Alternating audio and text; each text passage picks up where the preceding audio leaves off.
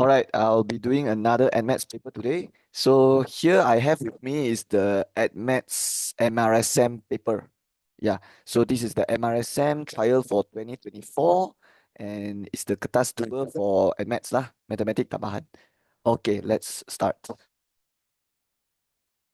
Okay, question number 1. So 1A, it is given that the function fx is equals to x minus 5, gx is 2 over x minus 1.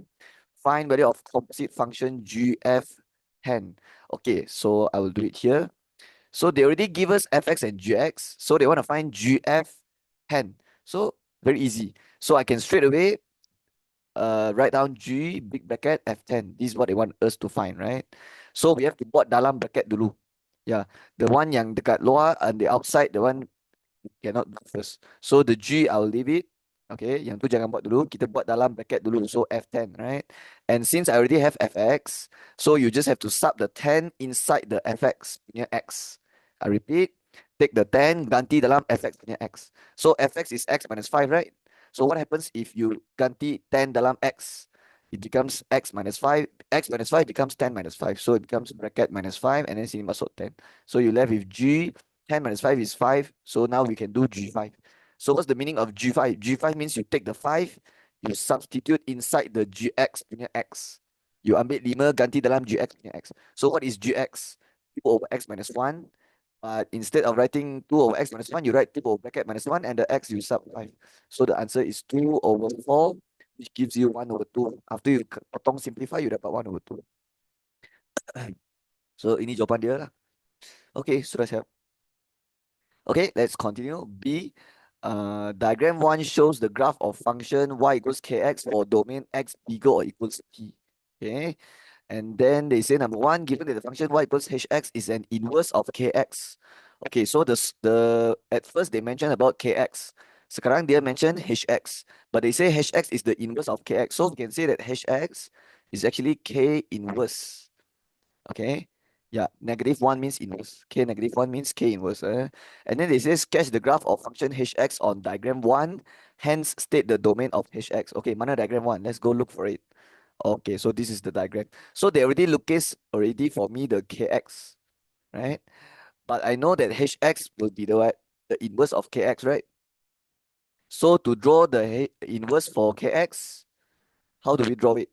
Okay, so we have to draw the inverse for this lah. Yeah, so I will draw the inverse for this. Okay, when you when you want to sketch the inverse for how to say, when they already give you the function kx and you're trying to sketch the inverse graph for this, you have to reflect this graph using the line y equals x. Okay, so first thing first, I will draw the line y equals x. Y equals x is this line right here. Yeah, this line we call it y equals x, right? And let me tell you what's so special about this line. This line y equals x, it will pass us through 1, 1, 2, 2, 3, 3, 4, 4, 5, 5, 6, 6, 7, 7. It means your x coordinate and y coordinate is always equal. That is why the equation of line is called y equals x. And also this line will be exactly 45 degree. Yeah, it will be exactly 45 degree. Okay. Okay. So what we will do now is we will reflect this curve. Okay, using this line. So when you reflect this, dia akan duduk atas lah after you reflect. So check tengok coordinate ni. This coordinate is right P0, right? And when you reflect you become 0P. Yeah, you become 0P after you reflect. Okay. And of course you have to draw, you have to reflect the shape also have to correct. Yeah, the shape also have to be correct. So imagine if the curve go like that. So after you reflect, it will go like this, right? Yeah. So this is the answer. And I will write here y equals hx. And hx is actually the inverse for k, right? Okay, let me explain using another way. When you sketch the graph, when you sketch the inverse graph, all the x coordinate and the y coordinate for the original graph, they will terbalik. Yeah, they will terbalik. So for example, this is P0, right? And then when you do inverse, it becomes 0P already. Because inverse means you buat songsang. You punya object dengan image sudah terbalik. So P0 becomes 0P, right? And same with all these points. This point, the corresponding point will be terbalik also. The x coordinate and y coordinate terbalik becomes here, right? So I give you example. Let's say this one is 3, let's say 3, 2 lah. Okay. So what will be this coordinate? It will be 2, 3 like this. Okay. Okay, but this one just example only lah. Okay, I don't know for sure what is the coordinate, right? But I just want you to know that when you sketch the inverse graph, basically all the object and image they switch place, they terbalik. So the x coordinate become the y coordinate, and then the y coordinate become the x coordinate. Okay, and after you draw it, you realize that they are reflection of each other using the y equals x punya garisan. Okay. Okay, so sudah siap. After they asked us to sketch, they said hence state the domain of hx. So they got give us the domain for kx. Remember, the domain for kx is x bigger or equals p. Yeah lah, because for kx, dia punya paling kiri punya point. Okay, the point that is on the most left is x coordinate here is p. So that's why the range will be x bigger or equals p. But they want the domain for hx, right? So the domain for hx would be x bigger or equals 0. Because you can see from hx, the paling kiri punya point, the paling first punya point, the x coordinate is 0. And it will just keep increasing until I don't know when lah. I don't know because they never give us the function, right? So we don't know like whether it will go until there. But yang saya tahu for sure is the x bigger or equals 0. Okay. So this is the domain for hx, right? So they want us to sketch the graph and state the domain of hx. So yeah, this is the answer. Okay, question 2. It is given that the function kx is square root x minus p and a8 lies on the curve hx express a in terms of p. Okay, this time they got give us the exact function already. So kx is square root x minus p, tulis dulu. And then dia kata apa? Dia bagi satu point, right? Okay, this point they say lies on the curve hx, bukan kx, hx. So hx passes through a8 and then express a in terms of b. Okay, so let's do it. Hx, but hx is actually the k inverse, right? Yeah, hx is actually k inverse x, right? And then they say hx ni the other passes through a8. But hx yang passes through bukan kx. Okay. Okay, let me ask you something. Can I sub the a8 inside this function? Yes or no? Can I sub a inside the x here and then the 8 sub into y? It means sub into kx lah. And then I can pindah already, right? Can I do that? Yes or no? The answer is no. If you do like that, salah. Why salah? Because this A8 dia hanya passes through HX sahaja. Dia tak ada passes through KX. So if you sub inside the KX function straight away like that is wrong. Okay. So what is the correct way? The correct way is to find HX punya function dulu, then baru sub A8 dalam. Sebab the A8 only passes through HX. Dia tak ada passes through KX. Okay. A8 is a point on this curve, not on this. So you hanya boleh sub masuk bila dia ada passes through. So you have to find hx lah. And how we do it? We do inverse. So the method to find inverse is let both sides equals to y. So the left hand side is kx, so I let that becomes the y. And then the right hand side also I let it becomes the y. And then I try to find x, both sides. So how to find x? Pindah k ke sana jadi k inverse. And then how to find x here? Pindah square root, so jadi y square, and then pindah b, so y square plus b. And what is x? X is k inverse y. So your k inverse y answer is y square plus b. But I want k inverse x. So your k inverse x will be x square plus b. But I told you hx is k inverse x. Maksudnya hx tu adalah x square plus b lah. Because hx is actually the k inverse x, right? I write it here already. Okay. And sekarang kita boleh ganti point A8 dalam function ni. Right? And kenapa boleh ganti? Sebab dia ada passes through lah. When the point got passes through the equation ataupun got passes through, then kita boleh sub masuk dalam. And after we sub masuk dalam, dia akan jadi apa? When x equals to a, y equals to 8, so the hx will be 8 lah. Y and hx is the same thing. So the whole hx becomes 8 equals to x squared plus b, and the x I ganti a, so a squared plus b. But the soalan say a in terms of b or b in terms of a? A in terms of b. Maksudnya kena jadikan a single. So kalau nak jadikan a single, pindah b ke sana jadi minus b, and then pindah square jadi square root. So the answer here is square root 8 minus b. Okay. So I tulis sekali lagi here, square root 8 minus b. Okay. Alright, so this is the final answer. So sudah siap lah? Oops, what happened? Okay. Okay, let's do question 2. Solution by scale drawing is not accepted. Okay, boleh. And then diagram 2 shows the position of Ahmad house, the school, and Chang's house, which are located on the straight road. So the other Chang house, sekolah, rumah Ahmad. Okay, boleh. And the coordinate all sudah bagi kan? Oh, Chang house punya coordinate tak bagi. So maybe mungkin dia akan suruh kita carilah yang ni sebab dia terbagi kan. Alright, tak apa, kita baca soalan dulu. So dia kata sini Ahmad and Chang cycle from their house. Ahmad and Chang cycle to the school, from their house to the school with a speed of 14 and 21 kilometer per hour respectively. So Ahmad cycle to school. So the direction is like this. And then they cycle dia punya speed 14 kilometer per hour. Right? This is the speed. And then Chang pun cycle to school juga. But the speed is faster. Yeah, you cycle very fast, 21 kilometer per hour. Okay. Maybe sebab dia tinggal jauh sikit kot. Because you can see this line dia lebih apa? Jarak sini lebih panjang kan. The distance here is like further, right? So maybe that's why you have to cycle fast a bit lah, because he live uh like dia punya jarak panjang sikit. Okay, now it says the time they left their house and the time they arrive at the school are the same. Oh, maksudnya dia they start the journey at the same time and they arrive at the same time. Dia sampai sekolah at the same time, dia start pun dekat same time. But how is it possible for them to arrive at the same time? I thought this distance is longer, right? Okay, because he cycle faster mah. So kalau dia cycle laju sikit, walaupun dia duduk jauh, dia boleh juga sampai at the same time, right? Macam itulah. Okay, so A says what? Find the coordinates of C. Okay, coordinate of C dia tak bagi, so I'll just call it XY for now. And you already have point B and point A, right? So if you want to find point C, you need to have the ratio for you kena ada ratio sini dengan ratio sini. Yeah, you need to have the ratio, and then you have to darab silang. Yeah, you have to darab with the ratio. Okay, but we don't have the ratio, right? Well, actually, we can use the speed to find the ratio. Okay, so the ratio for CB ratio BA will be 21 ratio 14, right? Let me explain a bit why you can use the speed to find the ratio for the distance.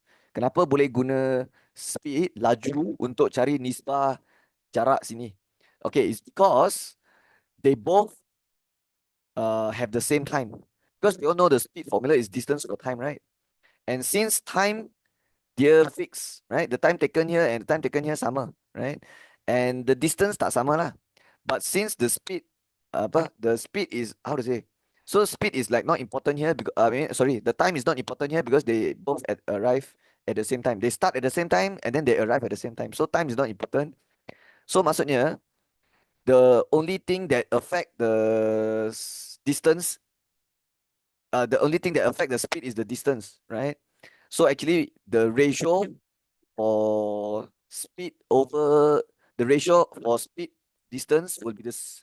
Sorry, the ratio for speed will be the same with the ratio for distance. Yeah, because the time they have the same time.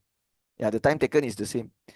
Okay, faham kan? So it's like you can use the speed, you can use the speed ratio to get the distance ratio because they have the same time. Like that. Okay, 21 ratio 14, you can use calculator. Just tekan 21 bahagi 14. Ratio means like bahagi. So you get 3 ratio 2. Maksudnya CB sini ratio dia 3, BA sini ratio dia 2. Okay. And it means jarak dia ratio 3 sini. And then the jarak here, the distance here, the ratio is 2. And then you darab silang. Alright. And when you darab silang, you always take the point at the end of the line. It means you ambil point dekat ujung and then darab ratio yang jauh. Like this, darab silang. Okay. So, and then point A times 3, right? So point C times 2, point A times 3. Then what about point B? Okay, point B is the answer. Yeah, point B is the answer. Yang awak darab silang is ambil point C times 2, point A times 3. Then point B, that is the answer. So I will write the point B siap-siap like this, because this is the answer. It means later when you banding, when you compare, you have to refer this part, okay? And then on the other side, I will use the darab silang lah. So point C times 2, right? So it becomes X times 2, Y times 2. So it becomes 2X, 2Y. Okay. Next one is point A times 3. So 8 times 3, negative 5 times 3. Okay, 8 is X coordinate, so tulis sini. Negative 5 times 3 is Y coordinate, tulis sini.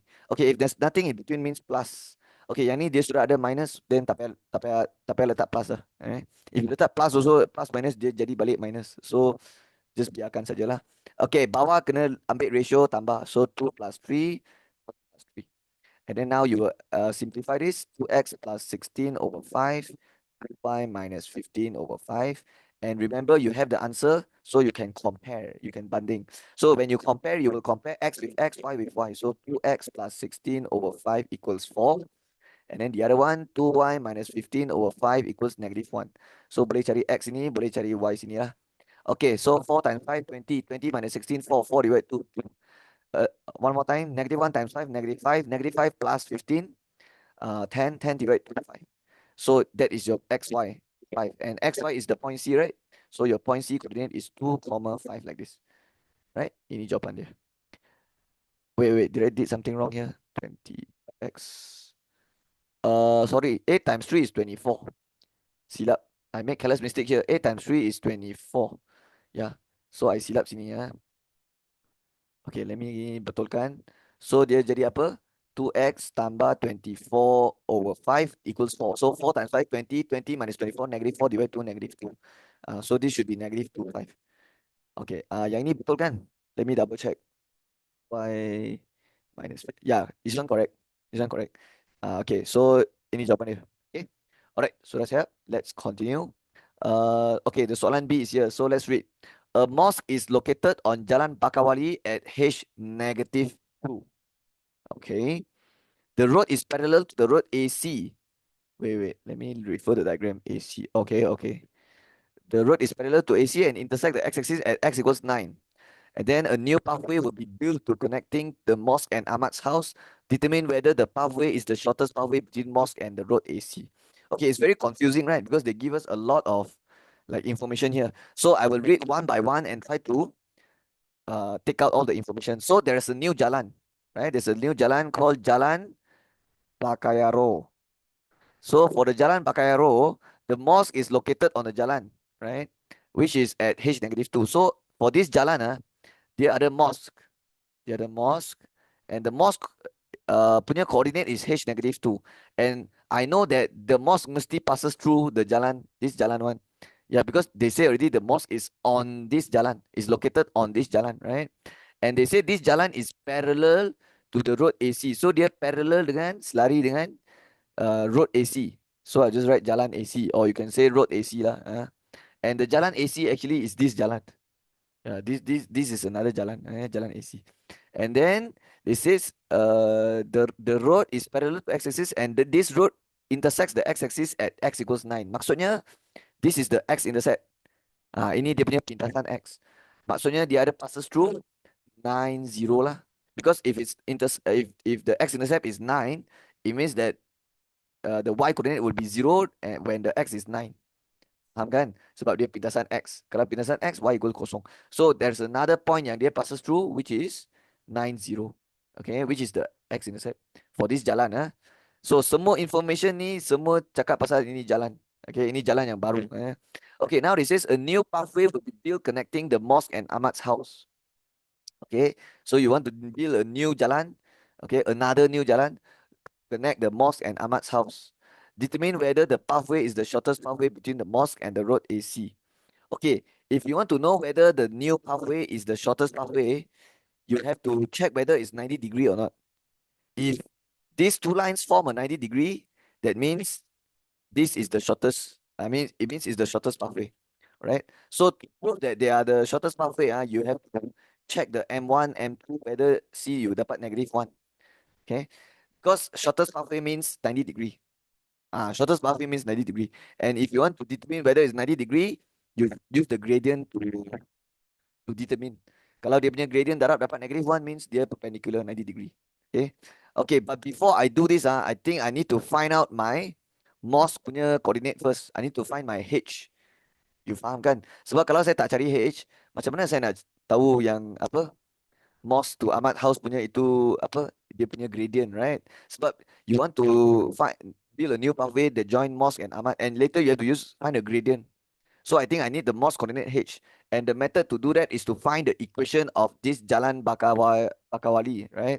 So when you want to find this gradient, you need gradient. When you want to find the equation of this, you need the gradient, right? But you can't find the gradient because the 2 points yang dia bagi tu tak lengkap. Yeah, because they said this jalan dia passes through H negative 2 and 90. Yeah, but it's not. Dia kena bagi 2 point yang lengkap baru saya boleh cari gradient. So you ambil y minus y, x minus x, tapi tak lengkap sini because dia tak bagi H sini, right? But it's okay because they got say parallel to jalan AC. So what I can do, I can find the gradient of AC. And then the jalan Bakawali punya gradient sama dengan dia, right? So dia akan jadi apa? Gradient of AC, so it becomes like okay, point C sudah tahu kan, negative 25. So to find gradient of AC, you can take y minus y over x minus x. So you boleh ambil negative 5 minus 5 over 8 minus negative 2. Sekali lagi, negative 5 minus 5, 8 minus negative 2. Negative 5 minus 5, 8 minus negative 2. Y minus y over x minus x lah. So you get negative 10 over 10, which is negative 1. Okay, if your gradient of AC is negative 1, then the jalan Bakawali punya gradient pun negative 1. Sebab dia selari dengan dia. Right? So the jalan Bakawali punya gradient is negative 1. Okay, yeah. So the gradient of is equals to negative 1 lah for this. Okay, now I want to form the equation for this jalan. Right? So how to form jalan? I mean form the equation. You can use the formula y minus y1 equals to gradient x minus x1. Okay, and then for the gradient you masuk negative 1, and then for the x1 y1 you kena ganti point yang ada passes through lah. And I will choose 90 because the other point yang passes through tak lengkap. Ya, tak bagi H, right? So you use the 90. So y mesti tolak balik y coordinate. So y minus 0, x minus x is x minus 9. So you end up with y equals y minus 0 tak payah tengok lah, minus 0. Negative 1 times x, negative times negative 9, positive 9. So this is the equation for jalan Bakawali. Ya, jalan Bakawali punya jalan, right? So now what we can do, we can find H. Yeah, we can find H, right? We can find H now. Because they said this jalan Bakawali passes through, the mosque is on this jalan. Maksudnya this jalan dia passes through coordinate H negative 2 lah. Which is the mosque punya coordinate. So, apa saya boleh buat? Just ganti masuk. Kenapa boleh ganti masuk? Sebab dia ada passes through. Okay. So, when x equals H, y equals negative 2. So, dia jadi negative 2 sama dengan negative H plus 9. Negative boleh pindah di sini jadi positive H. Minus 2 jadi plus 2, dapat 11 sini. So sudah tahu MOS punya coordinate is 11 negative 2, right? And then they said the new pathway is join siapa? MOS dengan Ahmad house, right? Okay, let's go and find Ahmad punya coordinate. 8 negative 5. Okay, boleh. So A 8 negative 5. This one Ahmad's house. So they say determine whether the path is the shortest pathway between mosque and the road AC. Mosque and the road AC. Okay, sekarang saya tak tahu mosque dekat mana kan? Okay, but let's assume lah. Let's assume because I just want to explain, right? Let's assume the mosque is here, which is H negative 2, which is 11 negative 2, right? So let's say the mosque is here lah. Just assume only, So they want you to. They say they want to join a new pathway that joins here, right? And they are asking whether this is 90. They are asking whether this is the shortest distance, right? Shortest distance. So how you show them is you show them by using, you find this gradient and find this gradient. And if this gradient dia both darab dapat negative 1, it means this is 90 degree. And if it's 90 degree, means it's the shortest distance. Yeah. Shortest distance means dia mesti 90 degree. Okay. Yalah, if you imagine, imagine. Saya bagi contoh. Imagine this is the line and this is a point, right? Where do you think is the shortest distance from this point to this line? Is it this line? Will this be the shortest distance? Or is it this one? Or is it this one? Or is it this one? Which one will be the shortest distance? Of course, the one that yang 90 degree lah. The 90 degree one will the one yang 90 degree will always be the shortest distance. That is why to determine whether this is the shortest distance, you have to prove that they are perpendicular lah. They are 90 degree. Okay, boleh faham kan? So sekarang apa saya boleh buat? Saya boleh cari gradient sini, and then cari gradient sini, and then tengok whether dia punya gradient darab dapat negative 1 or not. But I already know the gradient of AC already. It's just that this gradient saja yang saya belum cari kan. So let's find the gradient. So y minus y over x minus x. So negative 5 minus negative 2, 8 minus 11. Y minus y, negative 5 minus negative 2, 8 minus 11. So let's write it down. Negative 5 minus negative 2, 8 minus 11.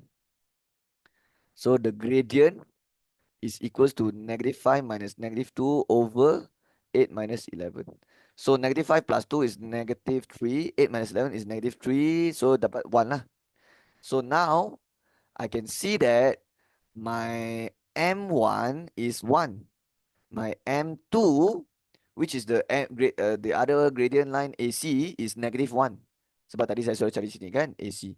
So -1. So we can conclude that they are perpendicular. Yeah, these two lines are perpendicular. They are 90 degree. Okay. And kalau dia 90 degree means it's the shortest pathway. So saya boleh tulis, since M1 times with M2 is -1. Yeah, because when you take this ini darab ni dapat -1. Therefore, the new pathway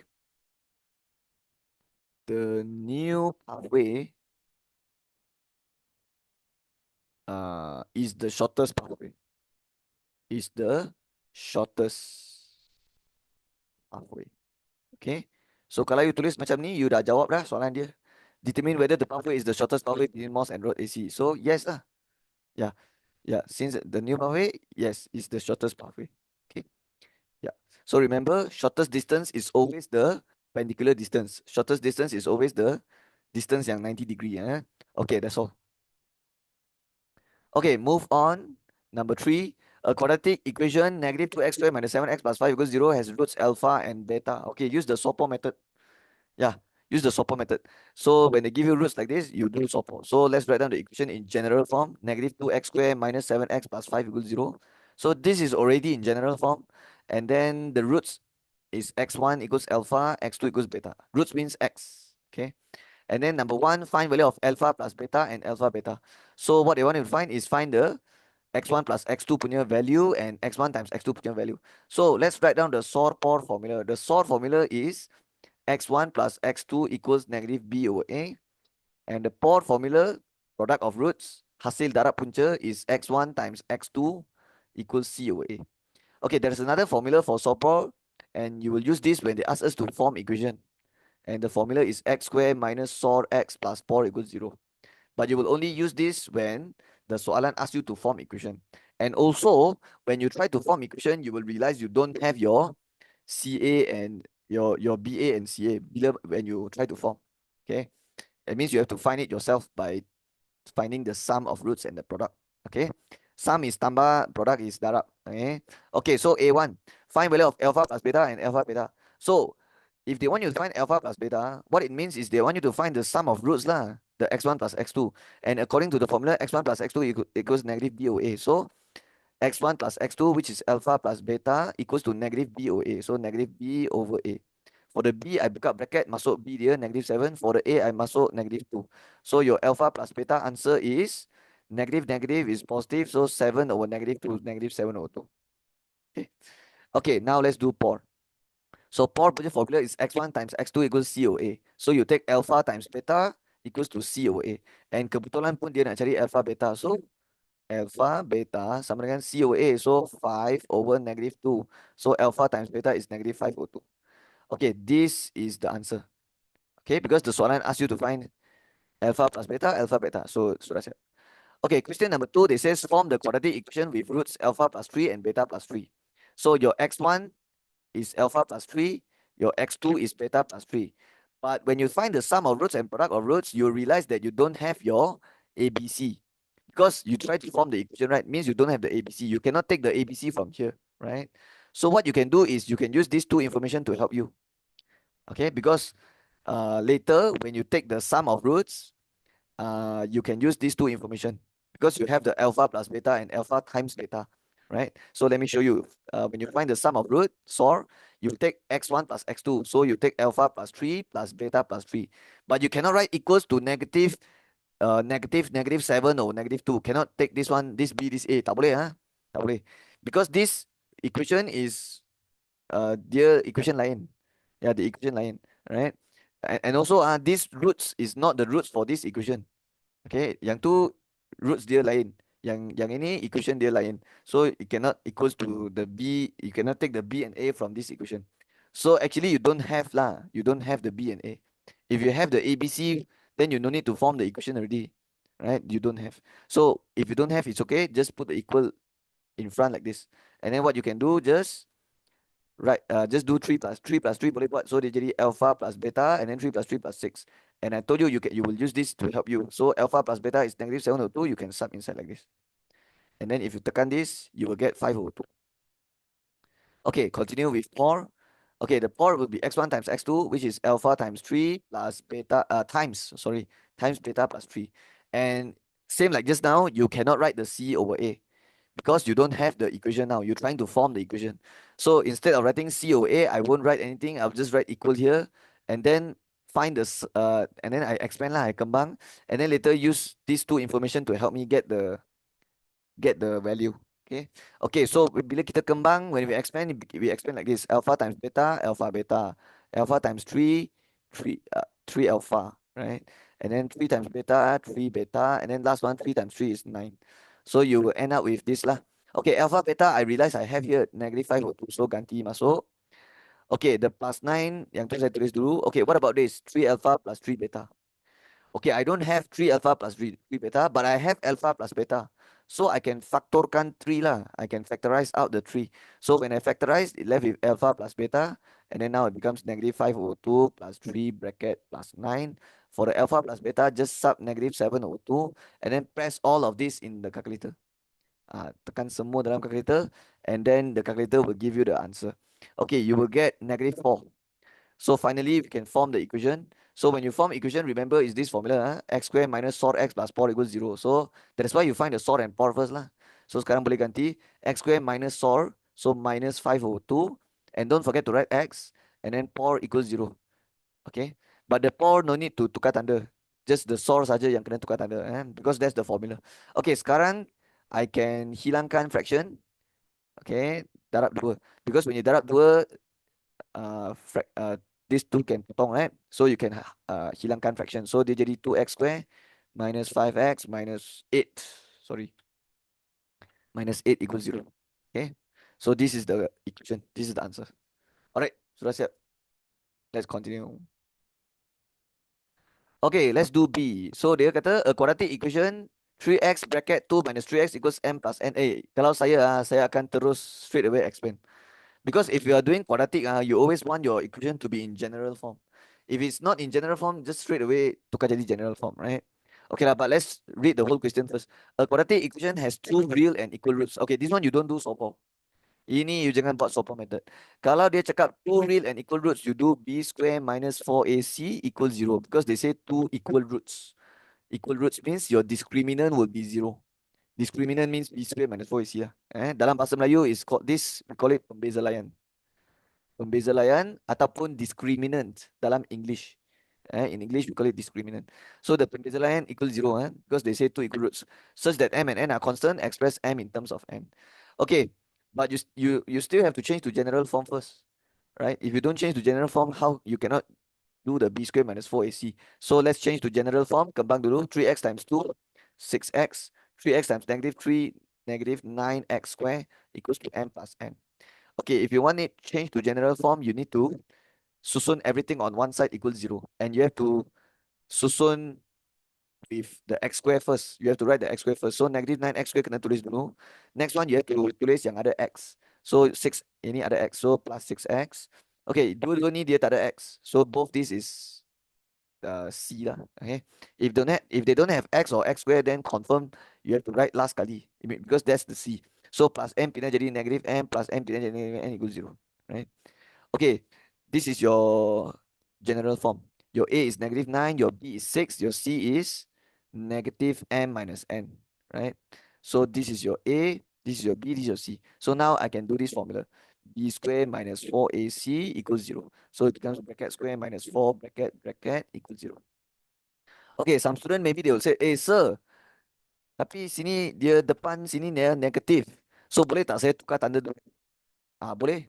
But if you tukar tanda, you tukar for everyone lah. So it becomes 9x square minus 6x plus n.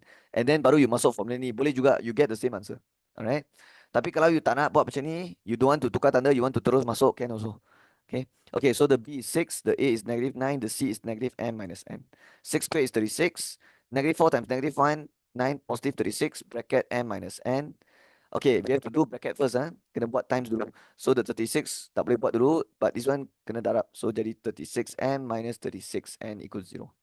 The soalan ask for m in terms of n. Maksudnya m yang kena single. M. So the m I make it single, the rest all I buang sana lah. Negative 36n pindah jadi 36n, plus 36 pindah jadi minus 36. And since I want the m single, saya kena pindah 36 jadi bahagi. So divide 36n divide 36, 1n. 36 divide 36, 1. So this is the answer.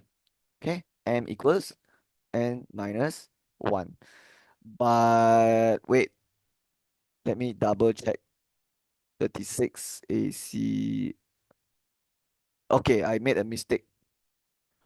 Negative 4 times negative 9 is 36. But I tertinggal satu negative sini. Yeah, you realize? Negative 4 times negative 9 is positive 36. There should be a negative here, right? So saya salah lah. Yeah, saya salah. So I buat salah tadi. Okay, let me betulkan. Sorry. Careless mistake. I forgot a negative here. Right? Dia ada negative sini kan. So 36 times negative n should be negative 36m. 36 times negative n should be negative 36n. Ini baru betul. And since I want to define m in terms of n, so kena jadikan m yang kena single, right? But since my m is negative, saya tak suka, saya boleh jadikan positif. Pindah sini jadi positif. And then left with 36 minus 36n. And now I can jadikan m single lah. Just take this whole thing bahagi 36. So when you bahagi 36, you get 1. And then 36n bahagi 36 is just n. So the correct answer is 1 minus n. Ini baru betul. Okay? Okay, sudah siap. Okay, let's continue. Question number 4. So this is a progression punya soalan lah. From 4 punya chapter. Okay, janjang. Okay, I think it's chapter 5. Yeah. Okay, so 4A, in a geometric progression. So dia dah cakap geometric. So later use the geometric progression punya formula. Okay, so I'll write down the geometric progression formula for you.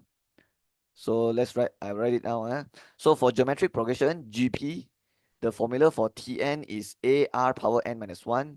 And then the formula for Sn is a bracket 1 minus r power n over 1 minus r. Ataupun a r power n minus 1 over r minus 1. Okay. If the r is smaller than 1, we use this formula. If the r is bigger than 1, greater than 1, we use this. Okay. Yeah. Okay, so this is the formula in geometric. Oh, ada satu lagi, S infinity. But I feel like tak guna dalam soalan ni. The S infinity formula we don't use in this question. So yang tu saya tak tulis lah. Okay, so in a geometric, the 7th term is 3 times the 6th term. So T7 equals to 3 times T6. Comma.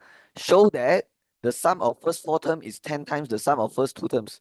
So they want you to show that the sum of first 4 terms, S4, is equals to 10 times the sum of first 2 terms, S2. So they want you to show this, right? So how do we show it? Okay, first of all, you need to find out. So what you can find first? I think you can find your R from here. Yeah, you can find your R here, right? Because they said T7 equals to 3 times T6. It means your R is 3, right? Because the formula for R is Tn bahagi Tn minus 1. So if you pindah the T6 here, it becomes T7 bahagi T6 equals to 3. Maksudnya R dia 3 lah. Yeah. Because from the 6th term nak jadi 7th term, you kena times 3, right? 6th term times 3 baru dapat T7. So 7 is the next term, right? That's why the R is 3. Okay. Okay, let me show you using another way. Another way is like you use the Tn formula. Let me show you. So the T7 Tn formula is this one, right? AR power n minus 1. So T7 will be AR power 7 minus 1, which is power 6, equals to 3 times T6 would be AR power 6 minus 1, 5. Okay, and since the AR saya tak ada, so I tulis AR sajalah. And then what you can do, you pindah the AR power 5 to here. So it becomes AR power 6 bawah bahagi divide AR power 5 equals to 3. The AA boleh potong. R power 6 divide R power 5 is just R. Okay, because when you have same base, bahagi the power you kena minus. So R power 6 minus 5 is R power 1. So R is 3 lah. Okay, so R is 3. Right? Can I find A? Yes. Yes, you can find A. You just sub the R inside inside here, then you can find A, right? Or because T7 is AR power 6, right? So you can find A lah. Actually you can't find A lah. Okay, but it's okay. But it's okay because dia tak suruh pun cari A sebenarnya. Okay. So I think we can only find R from this information, but it's okay because they never ask us to find A and R. They want us to show that the sum of first four terms is 10 times the sum of first 12 terms. So for this, you can use the SN formula. All right. But I will not use the SN formula. I will do it using another way. So S4 is the sum of first four terms, right? It means this one is actually T1 plus T2 plus T3 plus T4. That's the meaning of S4. And then 10 times S2 is the same as 10 times T1 plus T2 because S2 means T1 plus T2. Okay. It means I won't use the SN formula, I use the TN formula. So for T1, this will be the A. T2 will be AR. T3 will be AR power 2 because 3 minus 1. And then T4 is AR power 3 because 4 minus 1 is 3 equals to 10 times T1 plus T2 is just A plus AR. Like that. Okay. So basically what I'm doing is I won't use the SN formula. Tapi kalau you nak guna SN formula boleh juga. Because if you use the SN formula, you will get the same answer also, right? Okay, but I did it like this lah. So what I will do now is I sub the R3 inside. So it becomes A plus A times 3, which is 3A. And then AR square, which is like 3 square, which is 9A. And then this one is 27A equals to 10 times A plus 3A, which is 4A here. Okay. So now you get what?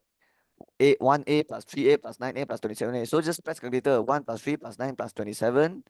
I think you will get 40A. Right? And then on the right hand side, 10 times 4A is also 40A. So I already show them lah. Okay, so I just write shown. It means that the left hand side, S4, okay, I get 40A. The right hand side, I get 40A. So I already show them that the S4 is equals to 10 times S2. Okay. Since both sides dia sama, so sudah tertunjuk lah. You sudah tunjuk, you sudah show. Okay. Alright, so that's the answer. Okay, let's continue. Okay, let's do B. So B, they says diagram 3 shows the arrangement of the first 3 kites of an infinite series of similar kites. So this progression goes until infinity. So maybe later they will ask you to find sum to infinity. I don't know. Okay, but they say ini dia punya shape adalah kite, right? So the length here is 45 cm, 45. This one 50 cm. And let me tell you, this is the diagonal. Yeah, the 45 cm is the distance from here to here, and this line we call it the diagonal. Okay, 50 is from here to here. This is also called diagonal, right? But I will call this the D2. Okay, D2. Because this one is D1, this one D2, right? Okay, they say the first height has length of diagonal. See, diagonal, 50 and 45.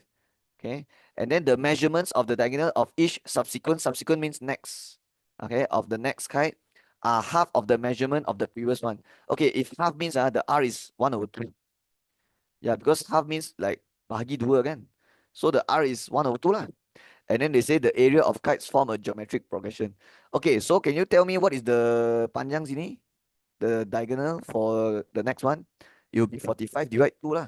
And if you press calculator, you will get the diagonal is 22.5. Okay, because it's half ma. So 45 divide 2. Then what about this diagonal? 50 divide 2, 25, because half, right? Okay, what if I half again? I take the 25 divide 2 again. I will get 12.5. And then what about the diagonal here? Half again. 22.5 divide 2, 11.25. Okay, and you will just keep going until infinity. Okay, sekarang dia dah cakap sini the area of kites form a geometric progression. So later I think I have to form a progression using the area. Okay, but let's see what they want first. So number 1 says state the first term and the common ratio of the progression. And they even give you the area of kite formula, right? So first we have to write down the progression first lah. Okay, but you don't go and write the progression. You jangan pergi tulis 45, 22.5. You jangan buat macam ni salah tau. If you write like this this progression, okay, this is a progression lah, but you have to form using the area, not the panjang, not the diagonal punya panjang. So ini salah So the correct way is to find the area. find the area of the first kite, the second kite, the third kite, then baru saya boleh form. Okay, the area of kite formula is D1 times D2 over 2. Yeah, this is the formula for kite, D1 times D2 over 2. This is the formula to find area of kite. Okay, and what is D1, D2? The diagonal lah. And they also give it here, right? Area of kite 1 over 2 times product of the two diagonal. So same lah. Same with what I write here lah. D1 times D2, take the product, hasil darab, diagonal, and then darab 1 over 2 means bahagi 2. Okay. So how to find the area of first kite? 45 times 50 divide 2. Next kite, 22.5 times 25 divide 2. Third kite, 11.25 times 12.5 divide 2. And it keeps going lah. Eh? Okay, you don't have, when you form the progression, 3 terms is enough. Yeah, at least write 3 terms lah. Okay, no need to write so many one.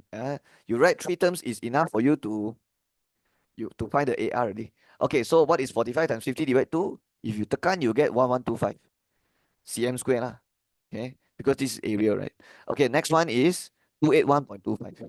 Okay, you just tekan saja. And then tekan this whole thing, what you get? 70.3125. Okay, 3125. And then dot, dot, dot, dot. So these are all areas of kite. So it really forms a geometric progression because the A is 1125 and the R will be 1 over 4. Yeah, because if you take 281.25 divide 1125, you can try. Your calculator will give you 1 over 4. So this is a geometric progression lah. So they say here the area of kites form a geometric progression. So yes. Okay, sekarang dia kata state the first term and the common ratio of the progression. So this is the answer. The first term is 1125. The common ratio is 1 over 4. Okay. Okay, try to take 281.25 divide 4. See whether you get 70.3125 or not. So if you press calculator, you will really get 70.3125. So yeah, so betul lah. Okay, sekarang kita boleh sambung. Number 2, hence find the sum to infinity of the area of the kites. So I think I have to find sum to infinity using this progression. Because they already said sum to infinity of the area of the kites. So ini semua area kan? Ini semua area mah. So to find the sum to infinity, you also use this progression lah. Okay, what is the sum to infinity formula? A over 1 minus R. So the A is 1125. And then 1 minus R is 1 over 4. Okay, 1 minus 1 over 4 is 3 over 4. So you just tekan 1125, bahagi bracket 3 over 4. So you get 1500. And write cm square because this one is area. So that's the answer. Okay, sudah siap. Okay, moving on. Let's do number 5. Okay, they say solution by scale drawing is not accepted. Okay, and then diagram 4 shows the curve y equals x squared plus x minus 12. Okay, I can see it. This one is the equation curve. Intersects a straight line at point Q and point R. So point Q, point R is the intersection point of the curve and the straight line. Okay, ataupun dalam bahasa Melayu, we call it the titik persilangan. Okay, so when you want, okay, and then find the coordinates of Q and R lah. Okay, if they want to find Q and R punya coordinate, it means they're asking you to find the intersection point. They're asking you to find the titik persilangan. And what you can do simultaneous. So when you have when you have a curve and a line and they're asking you to find the intersection point, you just take the equation of curve and the equation of straight line and then kita buat simultaneous, right? You can do the substitution method or the elimination. Okay, but you should do substitution because this one is like one equation is non-linear, one is linear. So you should do penggantian substitution method. But there is a problem here. We don't have the equation of straight line. Dia tak bagi equation of straight line. So kita kena cari equation of straight line dulu. Sebab kalau tak ada equation of straight line, saya tak boleh buat persamaan serentak. I cannot do simultaneous kalau saya tak ada equation of QR. So what I will do here, I'll write QR and I will start to find the equation of QR. And when we find equation, kita mesti kena ada gradient. So do we have the gradient of straight line? Dia tak bagi, tapi boleh cari. So when you find gradient, the formula is y2 minus y1 over x2 minus x1. And you need 2 coordinates. So can you tell me, do you have 2 points? Is there ada tak 2 point yang saya boleh guna untuk cari gradient QR? The answer is yes. I have this one and this one. You can see they passes through QR, right? These 2 points, they passes through QR. So the first point I will use to find the gradient is -1, 0. The other one is 0, -2, right? Okay, so sekarang boleh lah cari gradient. Y minus y, -2 minus 0, x minus x, 0 minus -1. So you get -2 over 1, which is -2. Okay, sudah dapat gradient garisan, but I need to find equation, right? And we all know the equation of straight line. Kalau dia punya straight line sengit macam tu, mesti dia punya equation jadi y equals mx plus c. So dia punya m sudah tahu mah, negative 2x plus c. And what about the c? C is the pintasan y, the y-intercept. And dia sudah ada juga negative 2. Right? That's the pintasan y for this garisan. So this is the equation of straight line. Y equals negative 2x minus 2. Sekarang baru kita buat simultaneous. Take this equation and these two equation, do simultaneous. Okay, do substitution lah, and then you can find your QR later. Okay, so sekarang kita buat simultaneous because they ask us to find the intersection point. So what we can do, okay, this one sudah y single, this one pun sudah y single, so I can straight away do y equals y like this. Okay, and then just sub inside lah. So the y I just letak x square plus x minus 12, and then the y on the other side I masuk negative 2x minus 2. So when your equation ada square, it means this is a quadratic equation. And when it's a quadratic, you should pindah everything to one side equals 0. Okay.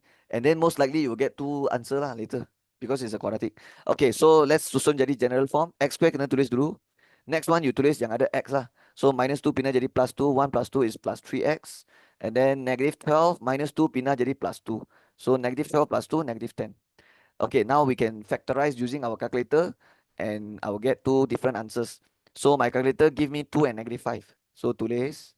Okay, but make sure you have to kosong satu baris ini and then letak bracket equals 0. Okay, the first bracket what you have to do, you have to pindah in reverse. The 2 you have to pindah balik in reverse. So 2 pindah balik jadi minus x minus 2. Negative 5 pindah balik jadi x plus 5 macam ni. Okay, after you get the 2x value, you have to find the y value. Sebab ini coordinate. Ini titik kan. So this is a coordinate. Coordinate mesti ada x and y. Dia tak boleh ada x saja. Okay. Titik mesti ada coordinate x, coordinate y. Right? It has to have x and y. So how to find y? You can sub into this. Right? So it becomes y equals negative 2x minus 2. And then the first answer is 2. And then I repeat the same process. But this time I sub with the second x answer. Maksudnya x ada dua jawapan lah. Yalah, because ada dua intersection point mah. Yeah, I got two intersection point, that's why I got two answer lah. Okay, negative 2 times 2, negative 4 minus 2, negative 6. Negative 10 times minus 2, 8. Okay. So the first answer here is, so I'll just write here lah, dot, dot, dot. Okay, dot, dot, dot. Okay, I write beside here. So dot, dot, dot. Point Q. Okay, which one is point Q? So I can see point Q, dia punya x coordinate mesti negative one. Because it's on the left side, right? So if it's on the left side, dia punya x mesti negative. So yang mana you rasa point Q? Dia punya x mesti negative. So negative 5 lah. So point Q punya point is negative 5. And then the y coordinate is 8. Because when you ganti negative 5, you dapat 8, right? And then what about point R? Okay, the other one is 2 lah. X coordinate is 2. And when you ganti 2, you dapat negative 6. So 2 negative 6 is the point, right? And I will label here also in case I have to use it in the next question. So point Q negative 5, 8. Point R negative 6. Okay. Okay, so this is the answer. All right. Sudah siap? Okay, let's do number 6. So this is a trigonometry soalan. Okay, trigonometry chapter. So let's read. Prove that sec theta minus sine square over cos theta equals cos theta. So this is a soalan proof punya soalan. So for soalan proof punya soalan, you have to either start from the left hand side and then jadikan dia tukar jadi right hand side, ataupun you start dari right hand side tukar jadi left hand side, right? But it's always recommended to start from the more complicated punya side. So if you look at the left side, it's much more complicated. So it's better to start from the left hand side. Sebab banyak benda boleh buat. Kalau you start dari right hand side, it will be much more harder to do because look at the right hand side, it's just cos theta saja. Like apa, like tak banyak benda boleh buat, right? And then dia tak ada square. Dia tak ada square tau. So you cannot use basic identity. And then dia tak ada times 2. You cannot use double angle. So it's not good to start with the it's not a good idea to start with the right hand side. Okay? It will be more susah if you so it's better to start with the left hand side. So let's write down the left hand side. Sec theta minus sine square over cos theta. And now I'll just try my best to kasih tukar ni lah. Change this, change. Tukar supaya dia nanti sampai dia jadi cos theta. Okay. I already know my answer. My answer is cos theta. Okay, this is what I want, right? So I just have to work towards cos theta. I just have to work towards so that in the end it becomes cos theta. This whole thing becomes cos theta. So first thing first, sec memang boleh tukar jadi cos because sec is one over cos. So I think you should change it, right? Because what you want now is also you want it to have cos only. So change it. Okay, what about the sine square? Okay, kalau the other square boleh guna basic identity. So basic identity formula, you learn that the first basic identity sine square plus cos square equals to 1, right? So if I want to find sine square, I can pindah the cos square pindah sana, jadi sine square equals 1 minus cos square theta. And you should do it now because you want it to have because your answer is like the other cos theta saja, right? Your right hand side is just cos theta, so it's good to change this to 1 minus cos square. So sin square boleh tukar jadi 1 minus cos square.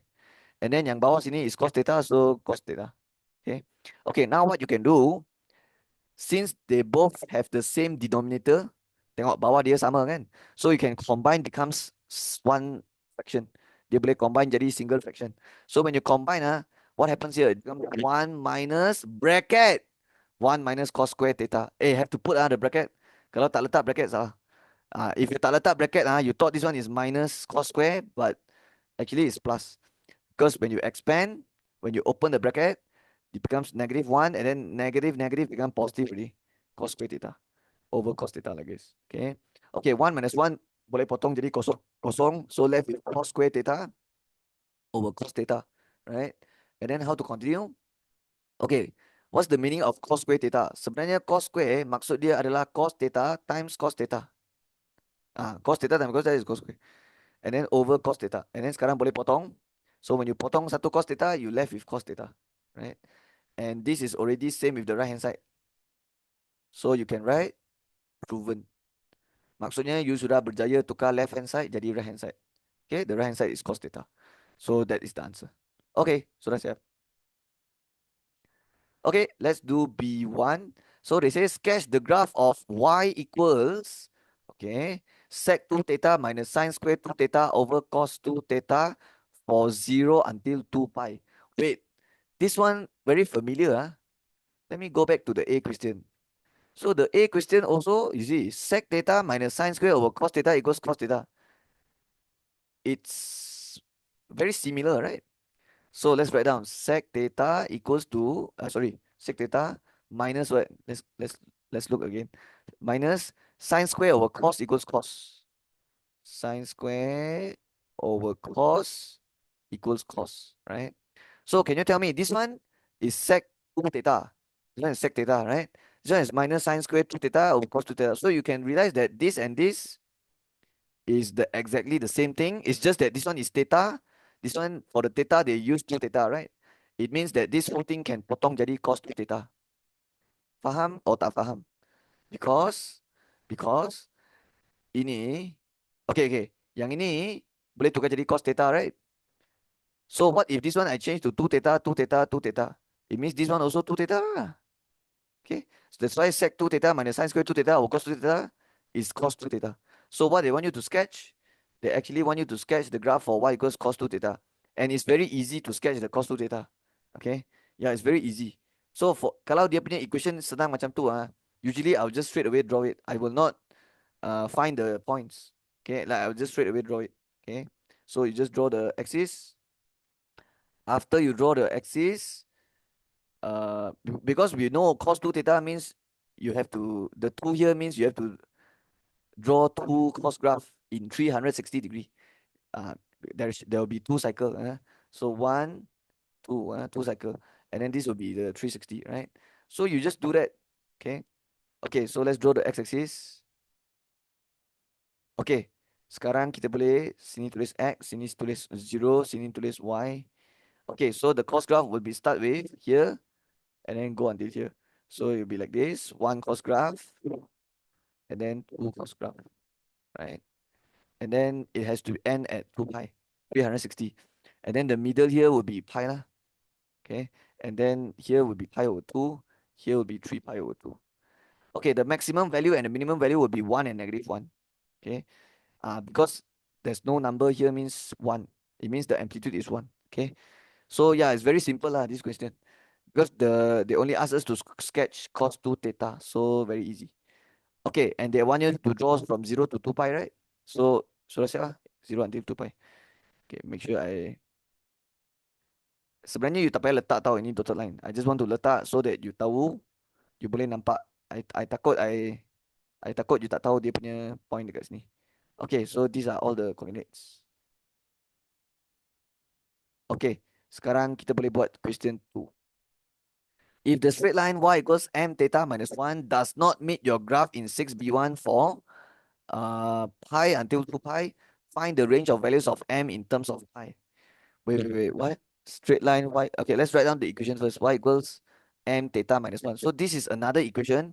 Is the equation of a straight line. Okay, and it looks like y equals mx plus c, right?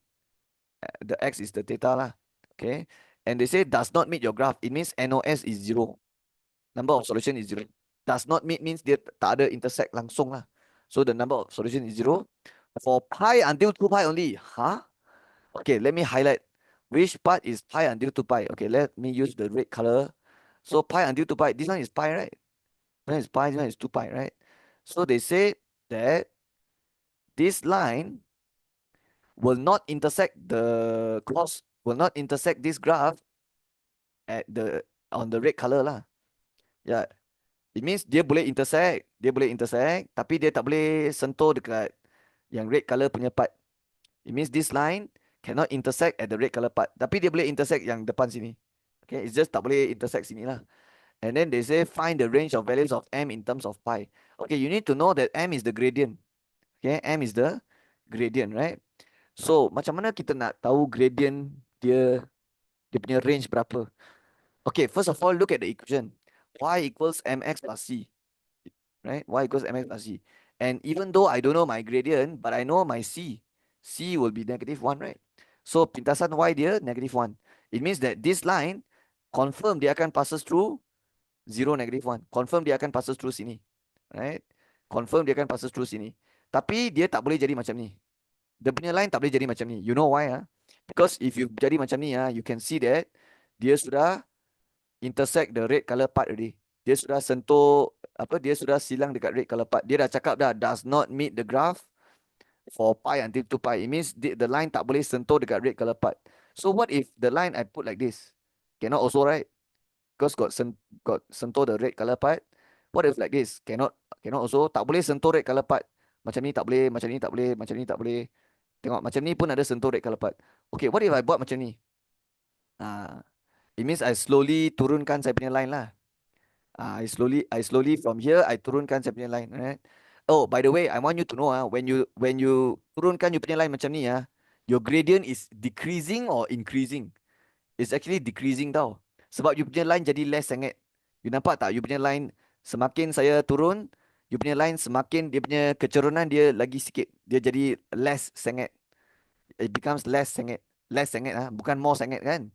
Kalau pergi atas more sengit lah. Tapi kalau saya turun macam ni dia jadi less sengit. So your gradient turun, eventually it will reach 0. Bila dia sampai sini dia punya gradient jadi kosong dah. Because this line is horizontal. It's a horizontal line. Okay, but this one cannot also. You know why? Because dia ada sentuh juga red color part. You have to go beyond. You have to go 0 turun lagi. Maksudnya you punya M has to be smaller than 0. Because when your M is 0, dia ada satu number of solution. Okay, dia ada dua lah. Dia ada dua number solution. And dia ada sentuh red color part. Tapi dia sudah cakap does not meet the graph at the red color part.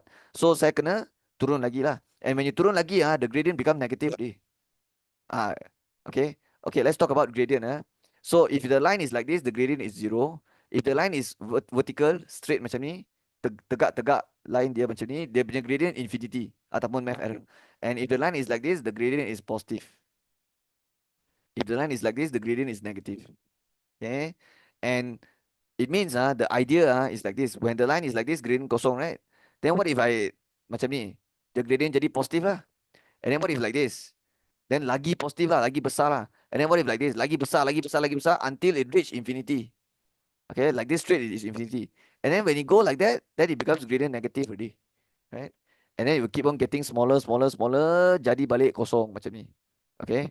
So maksudnya, dia punya, dia punya M sini, bila dia, when the M is 0, that is when you will touch the red color part, right? But if you go beyond, if you go further down, then dia takkan sentuh dah. And if you keep going, dia takkan sentuh, takkan sentuh, takkan sentuh. Dia tak sentuh red color part, right? We only care about the red color part actually. Yeah.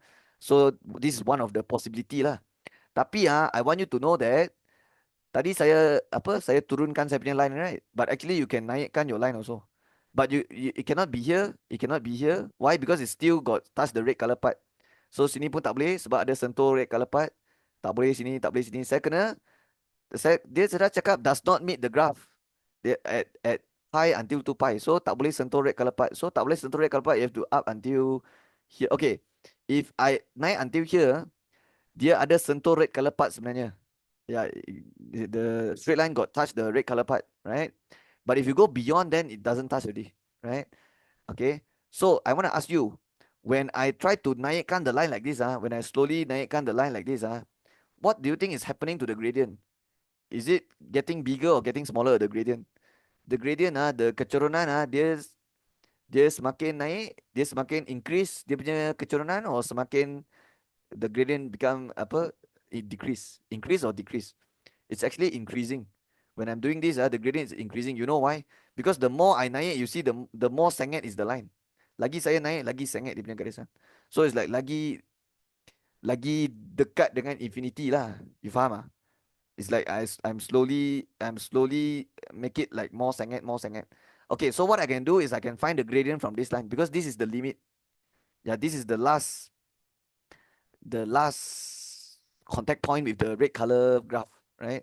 So this point saya boleh tulis dia punya coordinate pi 1, right? Pi 1. So if I find the gradient of this line, okay, it will become okay, this one is 0, -1, right? Okay, let me explain why I'm trying to find the gradient of this line is because from here, if I naik from here onwards, if I keep naik, then the like this, then okay already because it doesn't touch the red color. Like this also okay, like this also okay, right? But how do we write the gradient for all this, right? How do we write the gradient of all this, like all this possible spot, right? So what we can do is we can find the gradient of this line and then ambil yang tu bigger than this gradient lah. It means when the gradient is bigger than this line, that is when your straight line won't touch the red color part. So that's why I'm finding the gradient of this line first. So the gradient will be y minus y, -1 minus 1, okay, over 0 minus pi. So you get 2 over pi, positive. Yeah, because negative, negative, positive.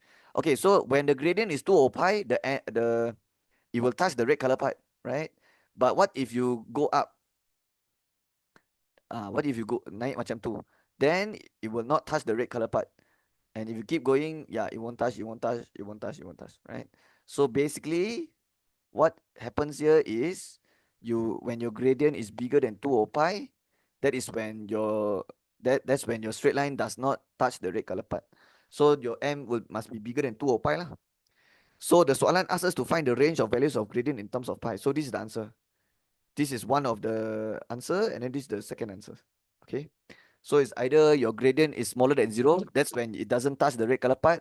Another case yang dia boleh jadi is gradient bigger than 2 over pi. Because when the gradient is bigger than 2 over pi, the straight line won't touch the red color part also, right? So that's the answer. Okay, so you understand? This is the explanation. Okay, sudah siap? Okay, let's do number 7. Okay, let's read. A beaker of iodine with temperature 180 degrees Celsius is left to cool at the rate of dt over dt. Okay, but the atas punya t they use huruf besar, and then t yang bawah huruf kecil, and then they give you this such that t is the temperature in degrees Celsius of the iodine, and t is the time. Okay, so the t besar is temperature, t kecil is time in seconds. Okay, for the cooling process, find the equation of big T in terms of small t. Okay, macam mana nak cari big T in terms of small t? It means they want the equation lah. They want the equation T in terms of small t, right? Okay, dia sudah bagi dt over dt sini. Maksudnya yang ini sudah differentiate punya. This one is like sudah differentiate. Okay, but what they want now is before differentiate punya equation. Okay, because they want the equation of t. So what you can do is, okay, to find t, you can integrate this. Just integrate all this, right? And when you integrate, tak boleh ada unknown dekat bawah. Kalau ada bawah, you tak boleh integrate. So what you can do, you can naik atas, right? And you boleh naik atas bila atas tak ada, kalau atas tak ada unknown, then boleh naik. So naik terus, dia jadi t plus 1, and then the power 2 become negative 2 like this. And then don't forget to write dt. Okay? Okay, another way to explain this, you can look at this. This is dt over dt, right? So this d actually stands for differentiate. So you can pindah sana jadi integrate. Remember, differentiate d pindah sana jadi integrate. And then what about the dt? The dt you can pindah sini, tapi dia duduk bawah mah. So bila you pindah sini, dia jadi atas macam ni. Right? And then after you pindah this one, potong ni. So just left with t sajalah. That is why dia jadi macam ni lah. T equals integrate this whole thing over and then dt. Right? Okay, hope you understand if I explain like that. Okay, sekarang kita sambung sini. So big T equals to integrate this. Okay, when you integrate, the power have to plus 1. So it becomes negative 70. Bracket power negative 2 become bracket power negative 1. And inside the bracket, you write the same thing, t plus 1. And you have to divide with the new power, which is negative 1. And don't forget this step. You have to open another bracket down here and differentiate dalam bracket sekali lagi. You have to differentiate this t plus 1 sekali lagi. So what is differentiate t? 1. Differentiate 1 is 0. So 0 tak payah tulis. And then tutup bracket. And then write plus c. Okay, why I have to write plus c is because sini tak ada number. So if there's no numbers here, it means this is a indefinite integral. Dalam bahasa Melayu, kameran tak tentu. So kalau dia kameran tak tentu, you kena tulis plus C. Last sekali, you kena tulis plus C. Right? And you have to find the C later. Yeah, you have to find the C later. Kalau tak, nanti you tak boleh cari you punya equation. Because dia punya equation kena in terms of small t saja. So the C kena cari nanti. Okay, but let's simplify yang bracket. Yang ni dulu. So, negative 1 times 1 is negative 1. Negative 70 divided negative 1 is just 70 lah. Okay, this one, the t plus 1 power negative 1 saya tak suka. Saya tak suka kalau jawapan saya power negative. So, saya boleh macam mana jadi positif, letak bawah. So, when you turun bawah, dia jadi t plus 1. And then the power negative 1 become power 1. Power positive 1. Tapi power 1 tak payah tulis lah. So, this is the answer. But not the final answer yet. Because I told you already, you have to find the C. So, if you want to find the C, you need to have the big T and the small t. Do you agree? Kalau nak cari C, you kena ada nilai ni dengan nilai ni lah. You kena ada big T dengan small t punya nilai.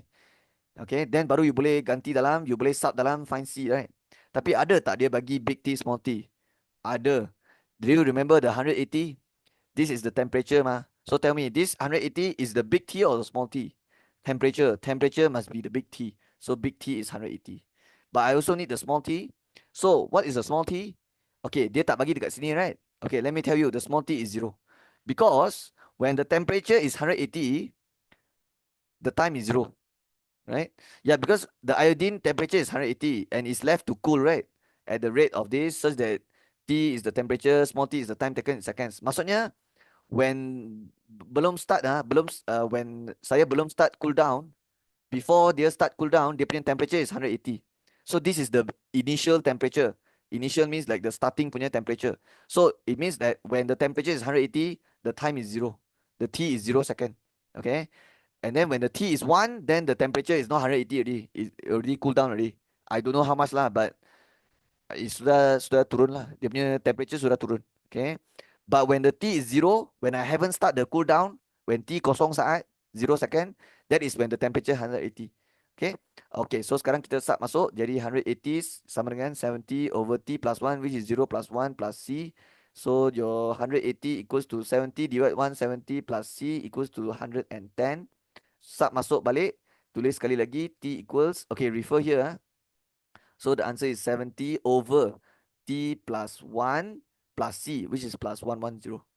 So this is the final answer. So remember, if they want to find the equation, and kalau dia tak ada number sini, you have to find the C lah. Lepas cari C, baru ganti balik. Okay, so sudah siap. Okay, let's do number 2 here. So number 2, iodine is an element that exists in a liquid state when the temperature is above 113. Okay, I remember just now, the starting temperature is 180, right? And then it's left to cool down. So the 180 will slowly become 170, 170 become 160, 150, and it will keep going down, right? And they say here, iodine is an element that exists in a liquid state when temperature above 113. So at first kali, dia adalah liquid lah. So tak, when it's 180, it's liquid. Because they say here, liquid when temperature above 113. 180 is above 113, right? So this is when it's liquid. And then when you leave it to cool down, it will keep on cooling down until at one point it will reach 113, right? And then what happens if they cool down when the temperature below 113? Then maybe it becomes solid already. Yeah, it's not liquid already. It becomes solid already. So they says calculate the minimum time taken for the iodine to exist in solid state. It means you are finding the time. It means you are finding the small t. Okay, you are finding the small t. Okay, and then the big T will be less than 113 because dia cakap iodine is in liquid state when the temperature is above 113. So when will it be solid? When it's below 113 lah. When the temperature is below 113 lah. Okay, ataupun below or equals lah. Actually, you should put the line actually. You know why? Because dia kata liquid when it's above 113, right? It means when the temperature is 114, 115, 116, then it's liquid. But and only above, right? Above. So above 113 is liquid. So when will it be solid? It will be when it's below 113 or equals 113. So that's why it is smaller or equals, right? So now what you can do, you just sub the big T, the whole big T formula inside here lah. So the big T, this is the answer, right? 70 over small t plus 1 plus 110 smaller or equals 113. And now you can find the time taken. Okay, the small t. Just pindah saja lah. Okay, so how to find small t? First, I pindah the 110. So 70 over t plus 1, smaller or equals 113 minus 110 is 3. And then 70 smaller or equals, okay, ini boleh hantar jadi darab. So 3 times 3, 3t, 3 times 1, 3. So you left with, okay, since I'm trying to find t, right? So saya kena jadikan t single lah. So since the t sudah single and dia sudah positif, so jangan saya tak mau pindah sini lah. Kalau saya pindah sini nanti dia jadi negatif. Okay, later it becomes negative. So I think it's better if I just leave it here. Pindah the 3 instead. 70 minus 3, 69. 67. Sorry, 67. And then your t will be 67 divided 3. And when you bahagi 3, bahagi positive number, tak payah terbalikkan simbol ni. Tak payah terbalikkan. Sebab you bahagi positive number. So this is the answer, right? Okay, you can write again t 67 over 3. Okay, but be careful. If you want to switch sides, make sure the symbol you kena switch juga. So look at the arrow here. The arrow dia point dekat 67 over 3. So when you do switch sides, make sure the arrow is also pointing to 67 over 3. So this is the time that when it will become solid lah. So what the soalan asks? The soalan says calculate minimum time in seconds for the iodine to exist in a solid state. So the minimum time taken is, okay, time taken boleh jadi decimal tak? Time taken. So can time taken be in decimal? Boleh tak dia ada pecahan? Boleh kan? Because it's time, right? Dia bukan quantity, right? So I think you don't have to round off. You tak payah round off. Okay, if you tekan 67 divided 3, they give you what? Like 22 point something, right? 22.333 like that. So what is the time taken? No need to round off. The minimum time taken is 67 over 3 seconds. Okay? Just write like that. Tak payah nak buntarkan, tak payah round off. Because time memang boleh ada apa decimal. Dia boleh ada time taken can have pecahan one. Okay, so no need to round off. So what's the minimum time taken for the iodine to be in solid state? 67 over 3 seconds. Okay, so that is the answer. All right, so that's it. Okay, let's do B. So B says what? The manufacturing cost C in RM for X pieces of shirt at a factory is CX equals to this one. And the selling price is 100 ringgit per piece. And then the management sets the profit target of 200,000. So this is what they want. They want the profit to be 200,000. By using differentiation method, determine whether the factory is able to achieve the target and give your justification. So I think what you have to do now, you have to find your own profit. Yeah, you have to find your own profit, and then you see whether your profit got reached 200,000 or not. Kalau ada reach 200,000, you cakap able to achieve. Kalau dia tak cukup 200,000, you cakap not able to achieve. Right? So how to find your own profit? Okay, the formula for profit is cost plus with the selling price. Sorry. Yeah, to get the profit, you have to take selling price, harga jualan, minus with the cost. Okay, yeah. To find profit, you have to take selling price minus cost. Okay. Okay, so they already give us the cost for X pieces of shirt, and they also give us the selling price, 100. But this one is per piece, but there is X pieces, right? So that so the profit will be selling price, which is 100x, okay, because one piece is 100 ringgit. So if I want to find for the X pieces is 100x minus with the cost, right? And for the cost, you have to write down all this, but you have to put bracket lah. So 100,000 plus 50x plus 0.0025x squared. And for the profit here, I'll just use px. Yeah. So cx represents cost for x pieces of shirt. px will represent profit of for x pieces of shirt lah. Okay. Okay. So sekarang kita boleh cari dia punya simplify this. Okay. So 100x. Okay. This bracket when you open you have to be careful because there is a minus before the bracket. So kalau dia ada negative sini, you have to tukar tanda semua untuk semua orang dalam bracket. Everyone inside the bracket have to tukar tanda. When you open, it becomes negative 100,000 plus 50 jadi minus 50x. This plus also become minus 0.0025x square. So now you end up with okay, x dengan x boleh buat. So 100x minus 50x is 50x lah. So dengan 50x minus 100,000 and then minus 0.0025x square. Okay, this is the formula find profit. Okay, ataupun you boleh cakap dia ini adalah equation untuk cari profit for X pieces of shirt. So now they says the management sets the profit of 200,000. So how do we know whether dia boleh reach dia punya target or not? So first you need to find the maximum profit. Yeah, you have to find the maximum profit. So the keyword is maximum. So how to use differentiation method to find maximum value? You have to do dy dx equals 0. Yeah, you have to do differentiate equals 0. And since you are trying to find profit, you want to find the maximum profit, right? The maximum profit. So this is what you're trying to get. So you will differentiate the profit equation equals 0. Okay? It means you do the p prime x. Okay? Actually, you want to write dp dx also can.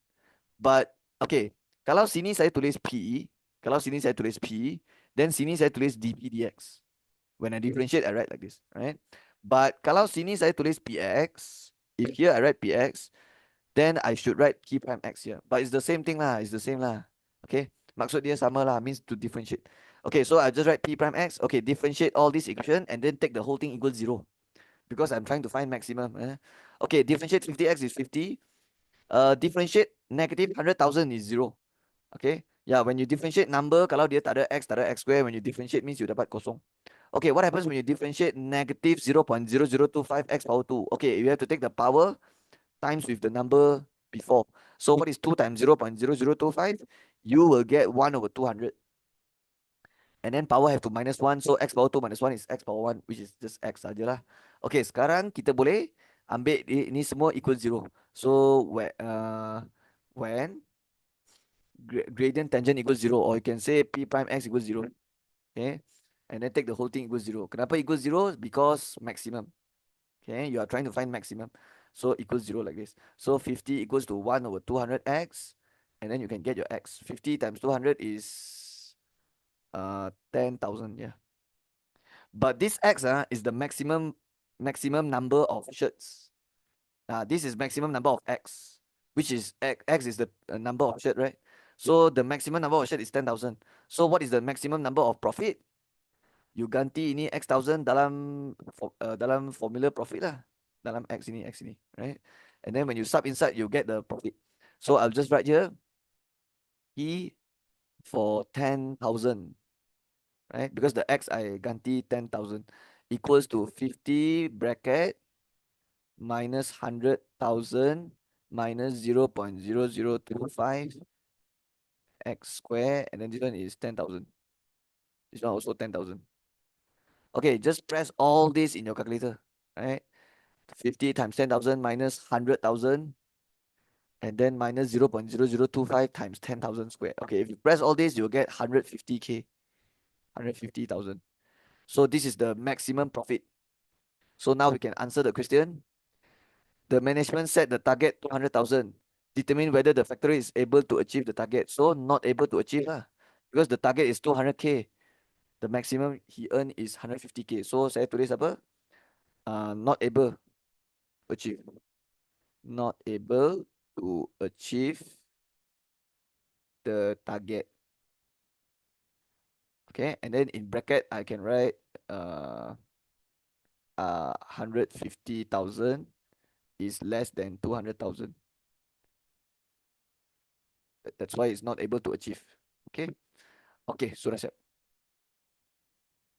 Okay, now we are at bahagian B. So bahagian ni mengandungi 4 soalan, jawab 3 soalan. Okay, in this video I will jawab all 4 questions. Right? Okay, number 8. This one is a vector question. So diagram 5 shows a quadrilateral PQRS. Okay, boleh. Point T is the midpoint of PS. Okay, how to label this? Midpoint, kalau saya label macam ni, ratio 1:1. Because if it's a vector question, you need to know the ratio. Okay, so you label like this lah. T is the midpoint. Next one, PQ and SR are parallel such that SR is 2/3 PQ. PQ is this line, SR is this line, so they are parallel. So selari parallel lah. Alright, and then they say SR is 2/3 PQ. It means the SR ratio is 2 and the PQ ratio is 3. Okay. How do I explain this? Okay, these 3 you can pindah sini.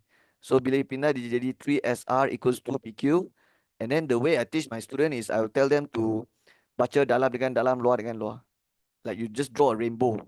Like draw a rainbow and then SR punya ratio 2, PQ ratio 3 macam ni. Okay. Okay, so boleh padam yang ni ya. Okay, next one, let's see what they want. A, it is given that PQ is 9U. Label this lah, vector PQ 9U. Okay, the arrow sudah betul dia, P to Q 9U. Oh, so can I find SR vector? Yes, right. Because SR is 2/3 PQ mah. So the PQ 9U masuk je lah. Okay, I masuk sekarang lah. Even though I don't know, even though I haven't read the question, but I just cari saja. Okay, sebab dah boleh cari sajalah. It means later kalau nak guna, you boleh terus ambil lah. Because you sudah cari sekarang. Okay, 9U times 2, 18 divided 3, 6U. So SR sini, 6U. So walaupun soalan tak suruh cari, saya cari je. Okay, next one, PT is 6B. Mana PT? Sini kan? Oh, by the way, kalau PT 6B, TS pun 6B. Because this ratio 1:1, point T is the midpoint, right? So from here to here is 6B, here to here also 6B. It means that the whole line is 12B. Okay? Alright. Okay. After looking at all the information, now I will look at the question. Okay? Okay, the question says A1, find vector QT. So Q to T, let's see. Q to T is here, right? Okay, you can jalan Q to P, P to T. Okay, and why I choose this jalan is because I have both the QP and the PT vector. So just buat macam ni je, QP plus PT. So the answer is negative 9U. Because 9U is PQ. So what is QP? Negative 9U. Plus PT is 6V. So this is the answer. Negative 9U plus 6V. Okay, second question, they want to find PR. So P to R. Okay, I can see that kalau P to R terus pergi, dia tak ada bagi vektor. Kalau terus pergi direct, dia tak bagi vektor. So you have to use jalan lain lah. So kalau jalan lain, jalan mana? PS SR lah. PS plus SR. Okay, PS vector is 12V. Okay. SR vector is 6U. Okay. So that's the answer. But I will write the 6U dulu. 6U plus 12V like this. It's better to follow the alphabet order. Right? Because tadi pun saya tulis U baru V kan. So ini pun saya tulis U baru V. Okay, so ini jawapan dia. Okay, next question. Let's do B. Using PW is KPR, QW is HQT, such that H and K are constant, find value of H and K. Okay, if you want to find H and K, you need to use these two information. Yeah, you need to use these two information if you want to find H and K. So let me write down these two information. So the first information is PW equals KPR. And then the next information is QW equals HQT. Okay. We cannot label this information. Ya, kita tak dapat label information ni sebab dia tak bagi nilai K dengan nilai H. Kalau saya bagi nilai K, let's say I give you the value K, I give you 2/5 PR. Then you can label. How to label? PW ratio is 2, PR is 5 because the 5 can pindah sini, right? And then you draw a rainbow and then you can baca the ratio. But kalau dia tak bagi nilai dia just bagi K macam ni, you tak dapat label. Right? You tak dapat label. But so it means like we can't label it. So that's why I write it down like this. So now how to find H and K? Okay, let me give you a tips here. in vector question, if you're trying to find H and K, you try to make the H and K gabung dalam satu equation. It means you try to form one equation yang ada H and K. Okay, yang ada H and K, right? But if you look at this is vector PW equals KPR. This is vector QW equals HQT, right? So PW is KPR, right? This is vector PW, okay? And then another one is vector QW, right? So there's a connection here, right? So to complete the triangle, you need to tambah lagi satu vector. So how do you complete the triangle? You need PQ, right? So kalau you nak jadi K and H dalam satu equation, okay, you have to try to form a equation, satu equation, and make sure the equation has H and K in that equation. And how we do that is we look for the connection between these two vectors. So this one is PW, PR. This one is QW, QT. So I can see PW and QW are the connection. Because PW, QW, their punya connection is, they both have point W, right? And if you want to complete the triangle, you need one more line, which is the PQ. And then you boleh complete the triangle already. So what I will write here, I will write here PQ plus QW equals to PW, right? So PQ plus QW is PW, right? Or maybe some of you want to write TW plus WQ equals to PQ. Can also. PW plus WQ equals to PQ. If you do like that, you get the same answer, right? But if you do like that later for the QW punya jawapan, you kena tukar tanda lah. Sebab ini QW, this one WQ, right? So you kena tukar tanda, but can also. Can also. Okay.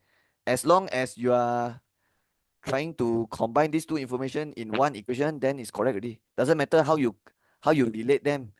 Okay? As long as you try to combine these two information into one equation, then it's correct already. So I would prefer to do it like this lah.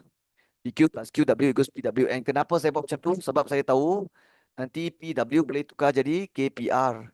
And then the QW boleh tukar, can change to HQT. And then the PQ I can just masuk 9U. So saya sudah berjaya masukkan HK in one equation, right? So what you can do now, like you can continue already. You just keep going, and then later you compare the left hand side and the right hand side. Okay. Okay, so this one is 9U plus HQT, right? Okay, QT I sudah dapat tadi, this one. So just buka bracket, negative 9U plus 6V.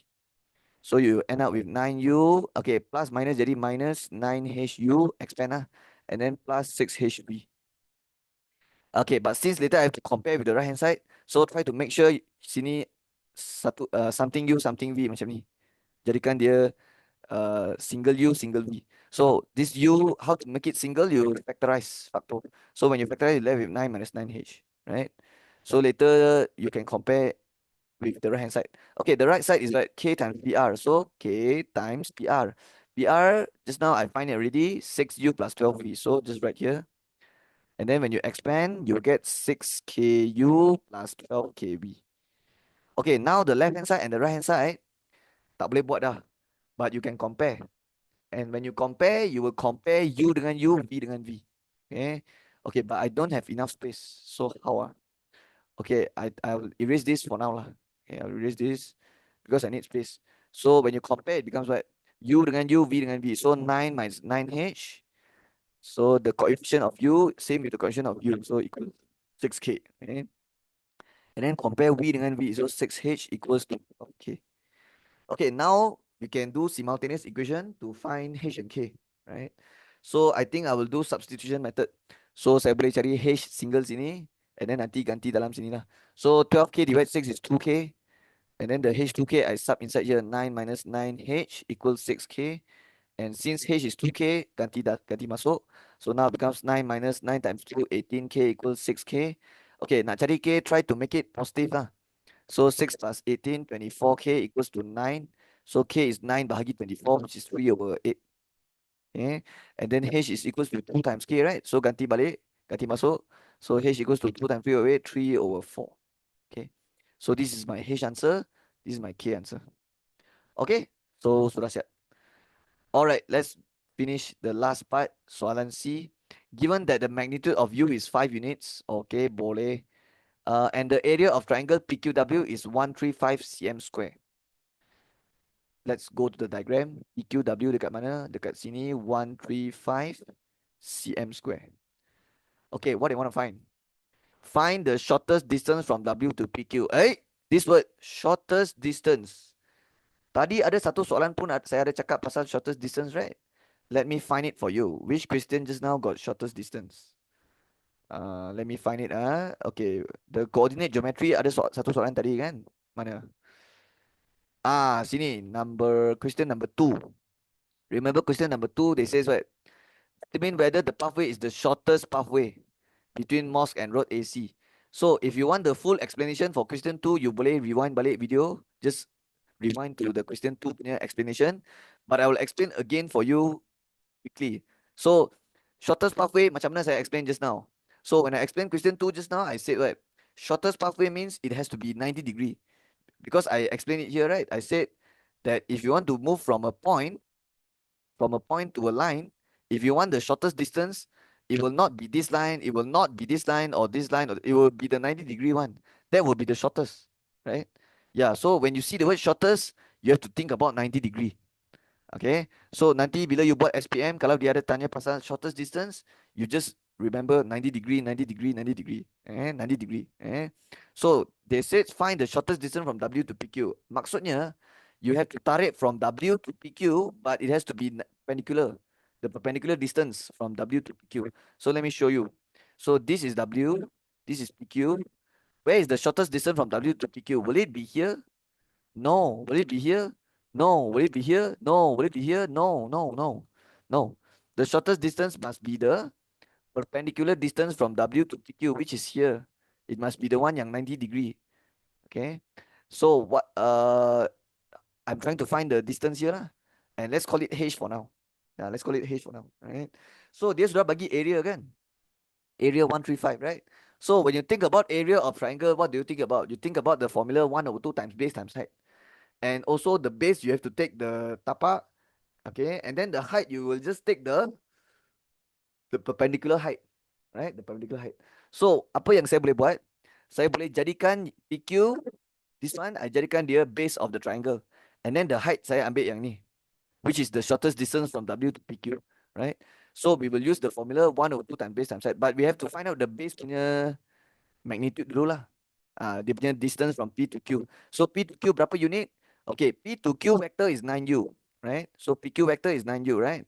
But I don't want the vector. I want the magnitude. I want the panjang. I want the jarak. That's why they got give us here magnitude of U is 5 units. So I'm finding magnitude, so I'll just letak the line like this. Right? Because you're finding magnitude, right? So the 9 boleh letak luar, and then jadi macam ni, and then 9 times 5. So you get 45 units. So it means this triangle, dia punya base is 45 units. And dia punya height saya tak tahu. But I have the area. So bolehlah cari height. 1/2 times base times height equals 135. So 1/2 times base, which is 45, times with the height. And this H is actually the shortest distance.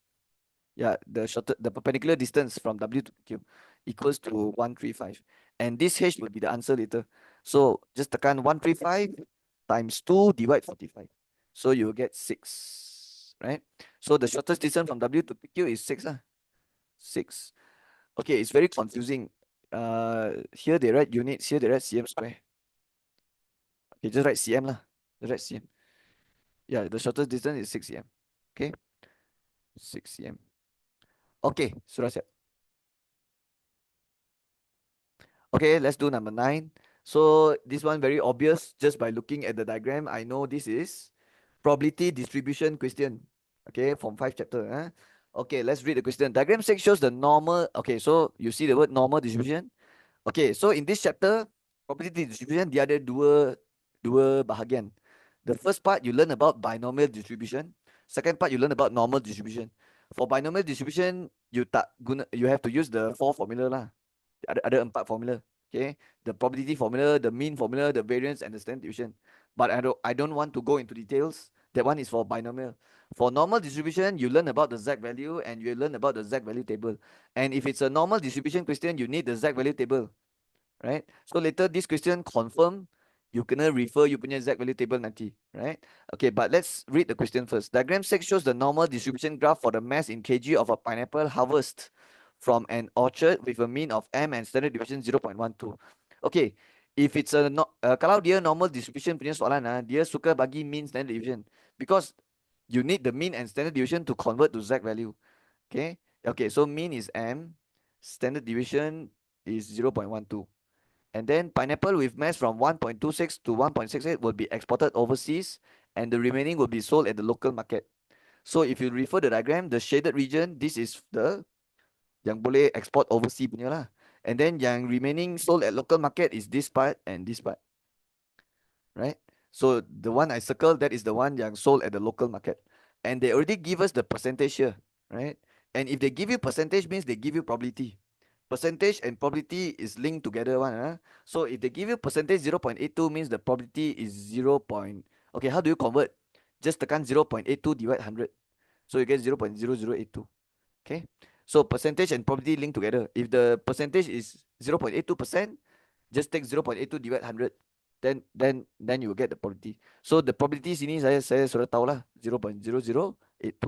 Okay, let's read number 1 here. Find number 1, find the value of M. So this one is M. M is actually the mean.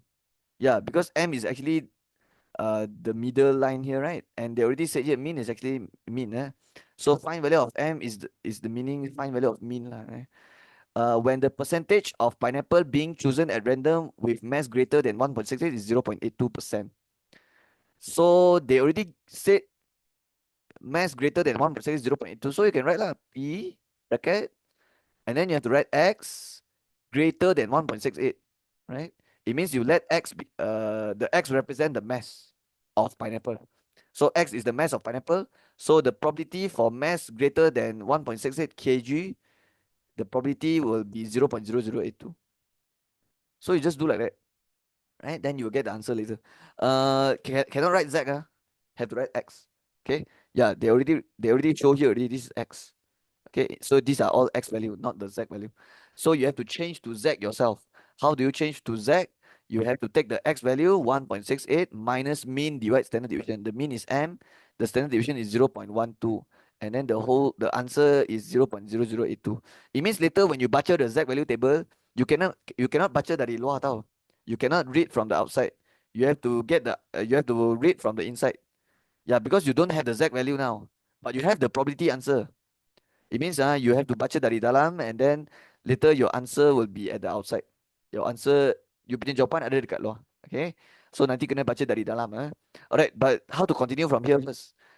So I can see that yang ni memang tak dapat buat lah sebab you tak ada nilai M, right? You don't have the M value. So what I will do is I will let C equals to this whole thing. Because you can't find this whole thing, so just let C equals to 1.6 minus M or 0.12.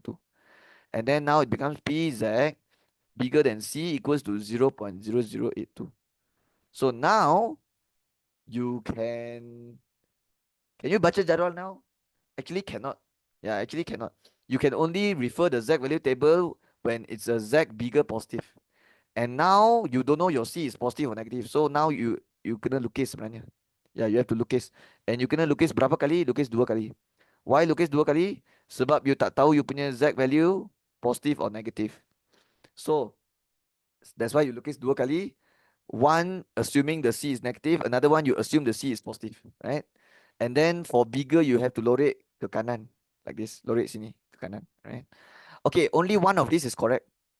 Okay, the C is either positive or negative, so only one of these is correct. So nanti you hanya apa? You kena one of these is like the wrong one lah. So how do you know whether the C is positive, negative? You look at the probability answer. If the probability answer is more than 0.5, you choose the one yang ada besar punya kawasan. You choose the one with the bigger shaded region. If the probability answer is less than 0.5, you choose the one with the smaller shaded region. So now it's like 0.00 something. So definitely it's smaller than 0.5. So you go with the smaller shaded region. So it means this is correct and this is wrong. So now you know for sure your C is a positive value. And if your C is positive value, you can straight away baca jadual already because Z bigger positive mah. So yeah, you can straight away baca jadual. But I told you already just now, you have to baca dari dalam and you have to go inside and find 0.0082 atau lebih sikit. Cari 0.0082 atau lebih sikit. So let's go to the jadual now. So I will scroll down. Okay, this is the Z value table. And I will try to find 0.0082 or lebih sikit. Okay, this one cannot. This one is 0.0885. No, no, no. My one is 0.00. 0.00. So you have to go down. It has to be even smaller. 0082. 0082. 0082. 0.0082. Okay, this one 01, so small lagi. So you kena ambil 0082. This one. Ini betul. 0.0082. Okay.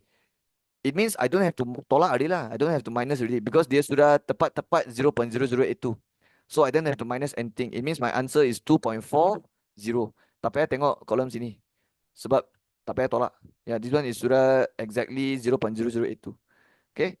Because just now I said cari 0.0082 atau lebih sikit, right? Tapi ini dia tak ada lebih lah. Dia tak ada lebih sikit. Dia sudah exactly 0.0082. So the answer is 2.40. And is it positive 2.40 or negative 2.40? Positive 2.40. Okay. Kenapa? Sebab tadi saya sudah lukis dua kali mah, and I already know my C is positive. So positive 2.40. Okay. But if it's negative, then you have to put a negative lah. So remember.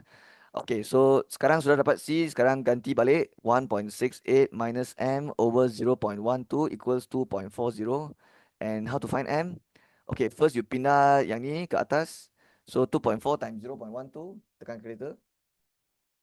Okay, I got 0.288. And then I have to minus 1.68, right? And then I'll get negative 1.392. But on this side, there's still negative M, right? So pindah negative. So tukar tanda lah. So 1.392. And since this one is mass of pineapple in kg, right? So 1.392 kg. Okay, sudah siap question number 1. Next question number 2. Find the probability that a pineapple chosen at random to be export overseas. So they want to find probability of overseas, yang export overseas. So let me erase this. So for the second question, they want to find probability, right? So P. But this time they want to find probability export overseas. And they already said yang export overseas is pineapple with mass from 1.26 to 1.68. So I'm finding the probability for what? For mass in between 1.26, 1.68. And here you have to write X. Okay, yeah, X. It means you're finding probability for here lah, right?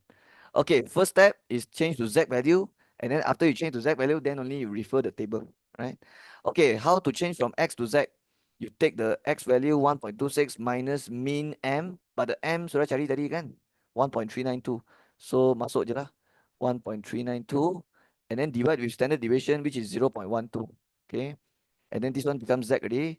Okay, the 1.68, if you tukar jadi Z value, you already know it will be 2.4. Okay. Yeah. Because 1.68 minus M divided 0.12, you already know it's C. And the C just now you do already 2.4. Okay. So kalau nak cepat, you terus masuk saja. Okay. But if you want to do again, can also lah. Kalau you rajin, you nak buat sekali lagi, then you buat sekali lagi lah. Okay. So now it becomes P. Okay. This one I kena tekan lah. So if you tekan this, you will get negative 1.1. So you are finding Z value in between negative 1.1 and 2.4. Okay. Okay. So tell me now. Nanti saya baca, when I baca jadual Z value table, saya kena baca dari luar atau baca dari dalam for this question. Okay, for this question you have to baca dari luar. Kenapa? Because you already have your Z value and you are trying to find probability.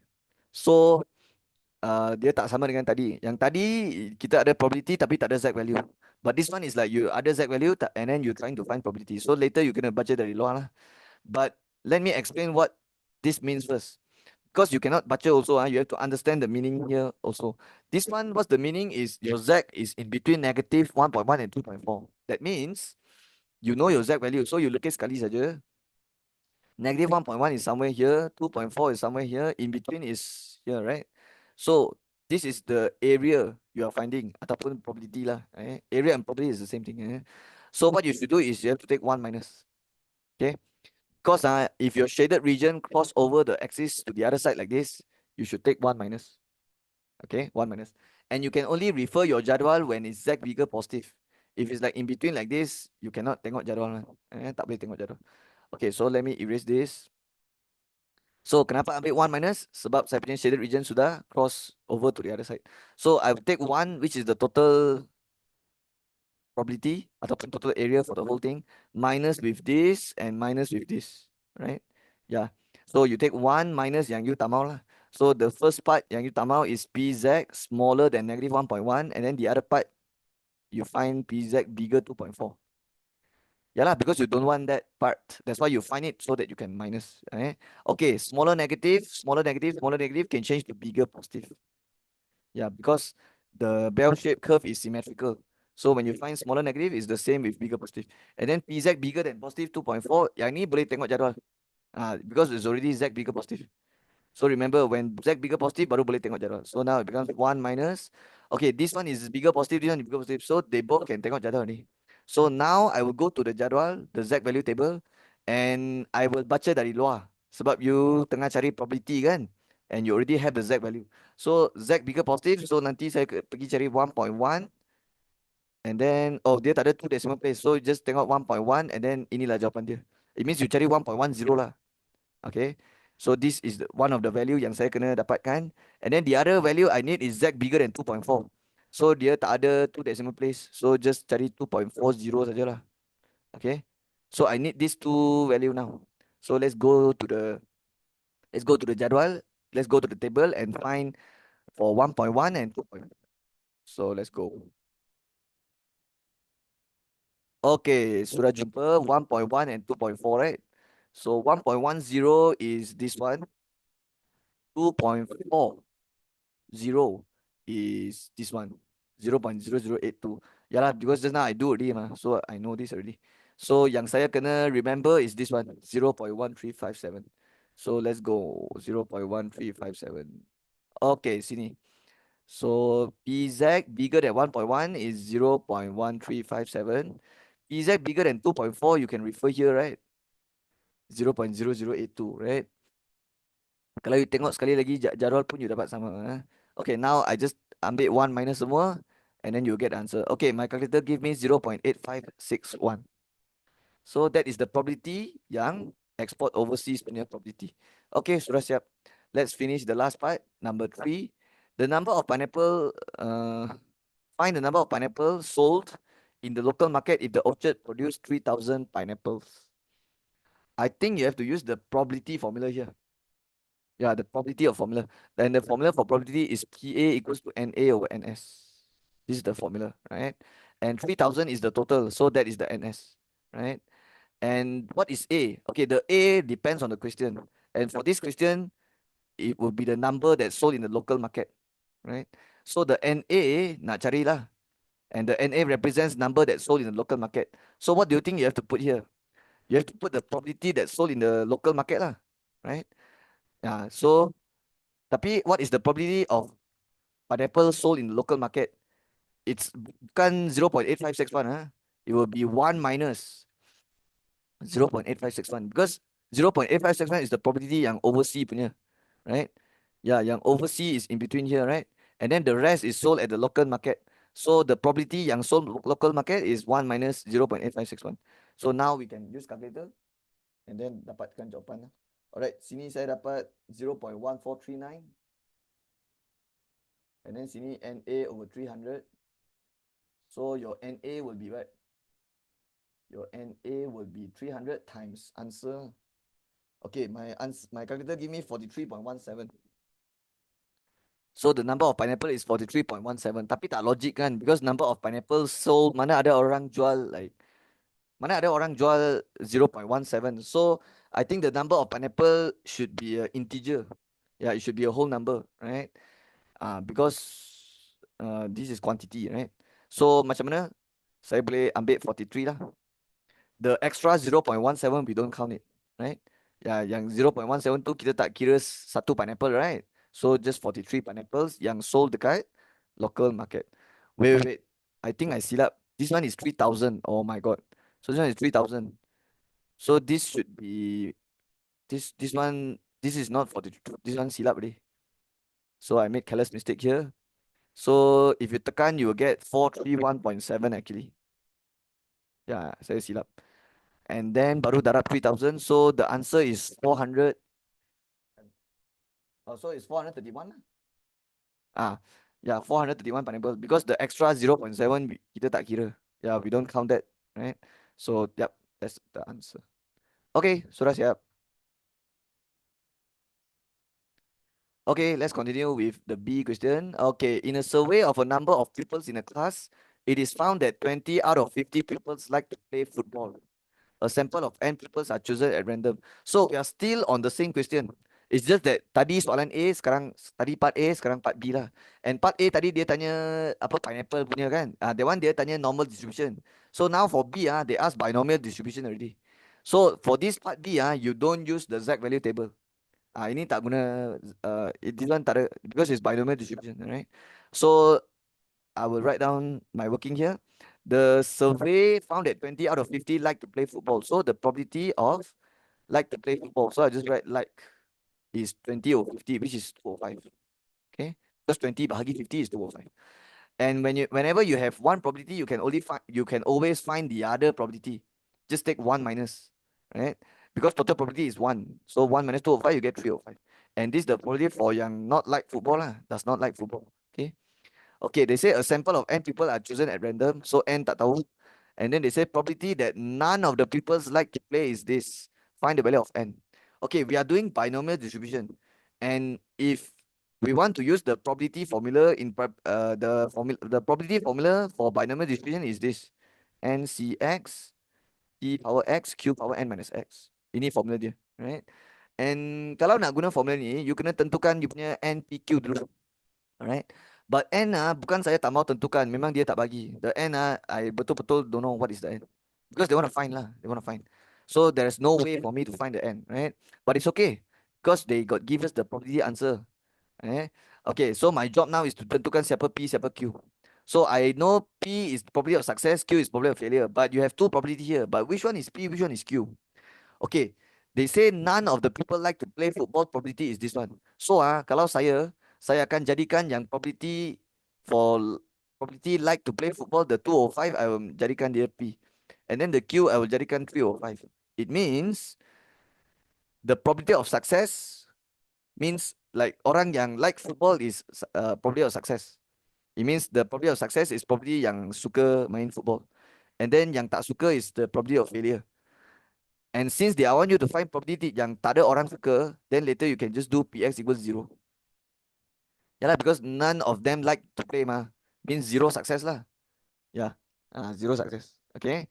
But let me tell you, actually you want to tulis 305 dekat P pun boleh tau.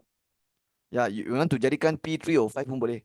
But if you jadikan P 305, then your Q will be 205. Then here you have to write Px equals n already.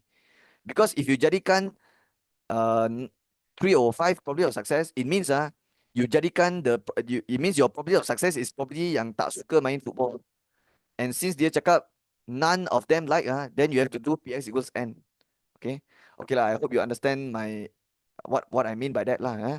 Okay, but kalau you nak buat macam saya, you nak jadikan 205 success, it means you just do Px equals 0. Yeah, because 205 is the probability of suka main football. So kalau you nak cari probability yang tak ada orang suka, you just find Px equals 0. So the formula is NCX, so NC0, tapi N tak ada mau cari. And then bracket, masuk P 205, masuk Q 305. Okay, the power will be the same with the number down here, so kosong kosong. And then the power here will be atas minus atas, N minus 0, N. Okay, NC0 is 1, so boleh potong. 205 power 0 is 1, potong. So left with 305 power N, right? But don't forget, they got give you the probability answer, 729 over 15625. So we can take 305 power N equals to 729 over 15625. Okay, yang ni sudah jadi soalan indices tau. This becomes like an indices question already. Okay, do you remember indices? From chapter 4, right? So when you're doing indices question, you see like something power something equals something. So it's definitely indices. So when you're doing this kind of indices question, you will try to change them to same base, right? Kalau boleh lah. Kalau boleh change to same base, you change to same base, right? And if you can change to same base, you change to same base and then you compare. You compare because they both same base already, right? So can compare and then you dapat dia punya power. Tapi kalau tak boleh tukar same base, you have to tambah log. So actually this one can tukar same base, right? Yeah, because 729 is actually 3 power 6.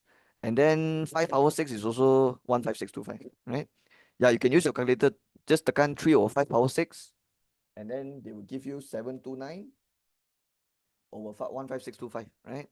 And kenapa saya buat macam tu? Kenapa saya tukar jadi same base? Because I know when same base both sides, the power will be same also. You can compare. So the answer n is 6, right? N dia 6. Okay. Alright. Okay, another reason why I know dia mesti boleh tukar same base is because n is the number of tuples, right? Mestilah satu nombor yang integer, right? Mesti dia tak ada decimal one. So that's also how I know that confirm dia boleh tukar same base, right? Your n will not be like 3.25 or like other decimal. Okay, dia takkan ada decimal one because n is number of people, right? That's why I know mesti tak payah tambah log. Okay, mesti tak payah. Yeah. Okay, so hope you understand. Now I'll do number 2. Find the property at least two of them do not like to play football. Do not like, not like, not like, right? So if you want to do at least two, at least means the symbol is like this, right? So you can do like that, but make sure your P and Q you terbalikkan because your N now, okay, your N N sudah tahu kan 6, right? Yeah, your N sudah tadi. But this time your probability of success P cannot be 205 already. It has to be 305.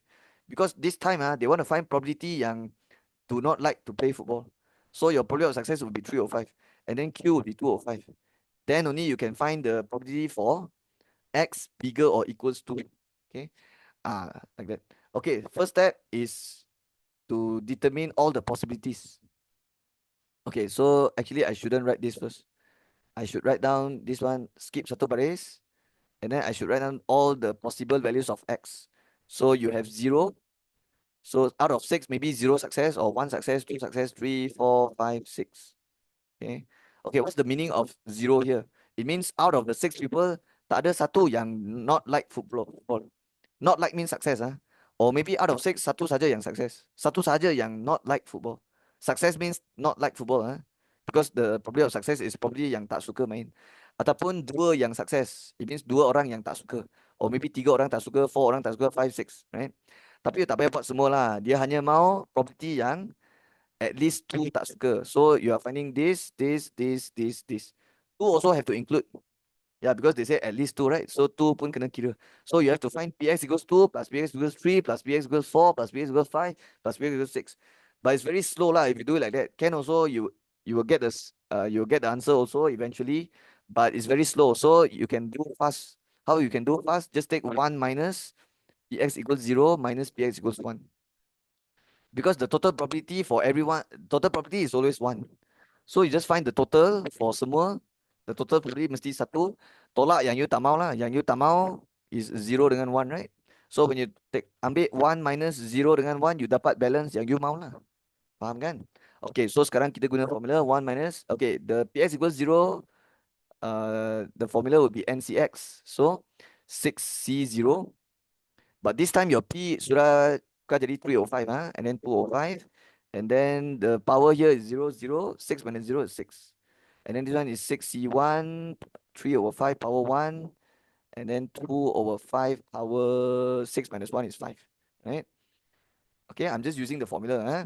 Okay, so sekarang boleh tekan ni semua. Ini dapat 1, ini dapat 1. 2/5 power 6. 0.004096. Okay, this one 6C1 times 3/5 power 1 times 2/5 power 5. You will get 0.036864. Okay, and then 1 minus minus, you get final answer 0.95904. Okay, so this is the answer. So they ask for probability, at least 2 of them do not like to play football. So this is the probability. This is the answer. Okay. Okay, sudah siap. Let's continue. Okay, I'm at question number 10 now. So what chapter is this?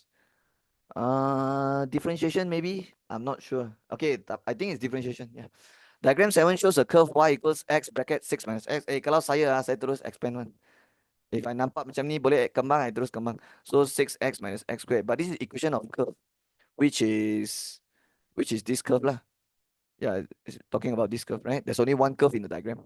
Okay, the straight line ON and MN are tangents to the curve at point O and point M respectively. So it means that this two line is a tangent line. What is tangent line? Tangent line means this line touches the curve at one point only. And they already say it's at point O and point M. So this tangent line touches the curve at point O, and the other tangent line touches the curve at point M. That's what it means, right? And do you realize point O and point M is actually the x-intercept of the curve? Do you realize that? Yeah, O and M is x-intercept. And you can actually find these 2 points actually because you have the curve equation. So you just ganti y kosong lah. After you ganti y kosong, then you can find your point O and point M already, right? But sir, the soalan A tak suruh cari point O, point M lah. Dia suruh cari point N. Hello. If you don't find your point O, point M believe me, you can't find your point N one. Kalau you tak cari ini 2 point dulu, you tak boleh cari point N, confirm. Tak boleh. Confirm. Okay. So you don't care about what the question wants.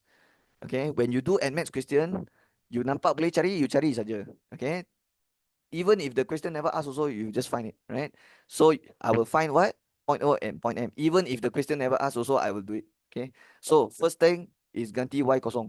So 6x minus x squared sama dengan kosong. And then, kenapa ganti y kosong? Because I'm trying to find the x-intercept. Point O, point M. Okay, how to cari x? First of all, this is quadratic. So let's susun sikit jadi general form. And then before I factorize, I try to make it positive sini. So I try to make the A positive. So what I can do, I can tukar tanda. And when I tukar tanda means I divide -1. So 0 pun divide -1 dapat 0 lah. And then how do we factorize this? Okay, this one no need to factorize using calculator. Just factorize out the x like this. You will left with x minus 6. And then take the first bracket equals 0, second bracket equals 0. So x equals 0, x minus 6 equals 0, so x equals 6. So it means this is 0, this is 6, right? So sekarang saya sudah ada coordinate O dengan coordinate M, right? Coordinate O is 0, 0, coordinate M is 6, 0, right? But sir, they ask for coordinate of N. Okay, I know. Let me tell you how will I find the coordinate of N. N is actually the intersection point of these two tangent line. Do you agree? Is the intersection point. So what you can do, you can find the equation of tangent and find the equation of tangent, and then take these two equations, do simultaneous. Yeah, that's the idea, right? But how to find the equation of tangent of this line? Okay, very easy. This line is ON, right? So to find the equation of any line, you have to find the gradient. And how do you find the gradient of this line? Well, you will use dy dx, right? You cannot use the y minus y over x minus x formula because the other dua points ni. Kalau you nak guna formula gradient itu y2 minus y1, x2 minus x1, you kena ada dua coordinate. You need to have at least two coordinate on the line, then baru we boleh cari gradient. But you don't have two coordinate. But what you can do, you can use dy dx to find gradient tangent because this is a tangent line. So you will just write y equals 6x minus x squared, cari dy dx. And when you differentiate this, you'll get 6 minus 2x, right? Because differentiate 6x is 6. And then differentiate x squared is -2x. And how to find gradient of tangent? You just, because you are trying to find the gradient tangent at, and the tangent point is this one, right? So you can just sub the x coordinate here. X coordinate of the tangent point. So it becomes 6 minus 2 times 0. And then you'll get 6. It means that the gradient of this line is 6, right? But I want the equation. So it'll be y equals mx plus c lah. Kalau line dia sangat macam ni, mesti y equals mx plus c, right? So the equation will be mx plus c, so y equals 6x. Okay, the c tak payah cari dah. C is kosong. So plus kosong. Tapi plus kosong tak payah tulis. So this is my first equation. Y equals 6x. Now my job is to find another equation of the line mn. So sekarang you faham kan kenapa kena buat ini dulu. Now you understand why I have to find the point O, point M first. Imagine if I don't find first. Imagine if I don't do this step. Then how am I supposed to find the gradient here? Yeah, you get the idea, right? So that's why kena buat ni dulu lah. Okay, how to find equation of mn? Same like just now, you have to find the gradient. But I already know the dy dx is 6 minus 2x. But since this line is a tangent line at point M, so I will sub the point M punya x coordinate, which is 6. That's how you find the gradient tangent for this line. So the gradient tangent will be 6 minus 12, which is -6. So the equation of this line will be y equals mx plus c. So y equals -6x plus c, right? Okay, what is the y-intercept of this line? You don't tell me 6. No. This one is the x-intercept. The y-intercept is like somewhere up here, I don't know, right? So I think I have to find it lah. So the C dia tak bagi. So how do we find it? Okay, you can sub any point, sub the x, y inside. Yeah, just ganti masuk x dengan y. But you have to make sure you sub, the point you sub mesti kena ada passes through. Okay, mesti kena ada passes through baru boleh ganti. So can you tell me which point I got passes through this line? There's only one point, 60. So you will just sub, I'll just write PT, passes through 60. And then you sub the 60 inside the xy. And then you can find your C. So your y will be 0, your x will be 6 plus C, right? So it ends up with C equals to 36, right? Yeah, because negative 6 times 6 is negative 36, pindah sana jadi 36. So the equation of the line is y equals negative 6x plus 36. So that's the equation of this line, right? Or maybe some of you want to use the y minus y1 equals to gradient x minus x1. You want to use this formula also can. This is also, you can, if you use this formula, you can also get the equation. Yeah, you get the same answer. Sama saja. Okay, now I already have the equation of these two lines. Now I can do simultaneous to find point N.